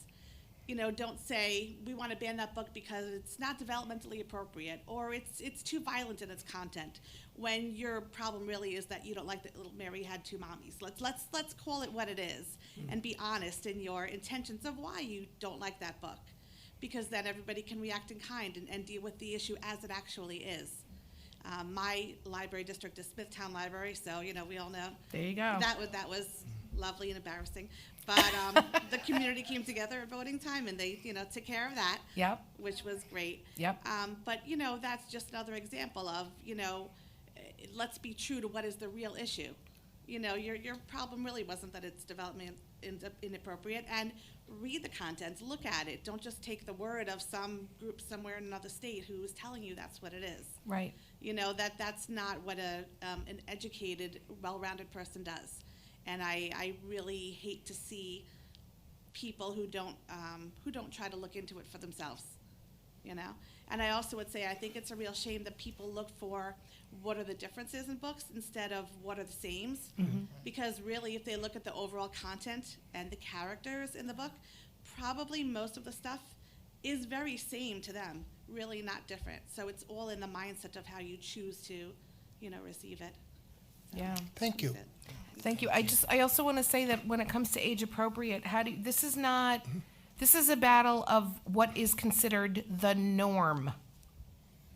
This is about erasing people. This is about not uprooting the rotten tree. This is about what we want our children to see as normal. My child grew up thinking, just seeing hetero, cisgendered, everything. He's got no role models. He didn't see himself anywhere, in pictures, anywhere. And there's groups everywhere that grow up like that. And so this battle is about what do we want to be considered as the norm.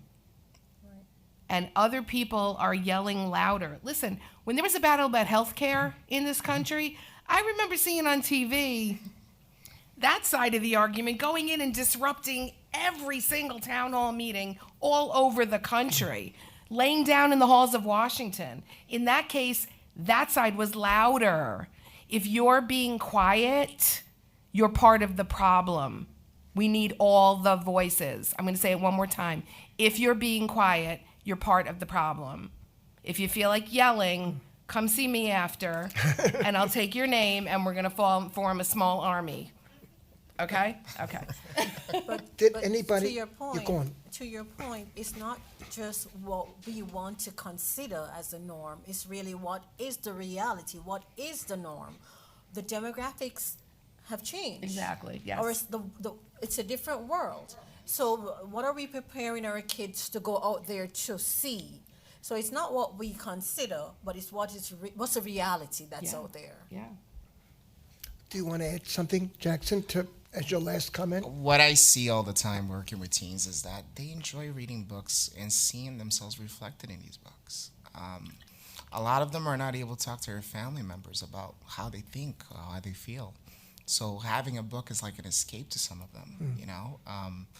And me personally, being an immigrant child and coming to the U.S., when my mother was not able to answer a lot of questions for me, being a kid that's new to a big country such as the U.S. So what I used to spend a lot of time was reading books, learning about the U.S., learning about perspective. Because when you come from a small archipelago and you will come to a large city like New York City, you're going to come across different people, that different personalities. So reading books and learning about different characters in those books taught me about the wider world. And it happened again when I got to college. I was like, people are weird. And I'm like, I'm from Brooklyn, and I'm finding people weird in college. And then that was my other perspective about learning in the world. And that's how it is when I work with teens. They have such unique perspective outside of their own family, their cultures, and their norms. And the world's changing every day. And they ask questions. Some of them ask questions that you're like, you should know this. And they're like, no, I don't. Tell me about it. Because nobody in my family talks to me about this. And lucky for me, I work with various types of people, and we're able to answer those questions for them. So, and giving them a book to teach them about it, or learn about characters, is everything. And that's what they're looking for. Terry, do you want to add something? No, I agree with what everybody else has said about the books being, the importance of the windows and the mirrors, and having books that reflect the students in our classrooms is very important. And I think the woman, who was the English teacher, we've seen like the young adult books have just expanded with voices of diverse authors, and it seemed like finally we're having these great stories that we can share with students from the various backgrounds, and yet now it's being questioned by, as Odette said, the so-called, I'll call it the conservative right movement, but it's a shame that, and I think of the phrase, we won't go back, but it feels like we need to shout that louder and louder for every aspect, right? I'd like to thank the panel, and I'd like to thank the audience for coming, and I think we're going to wrap it up.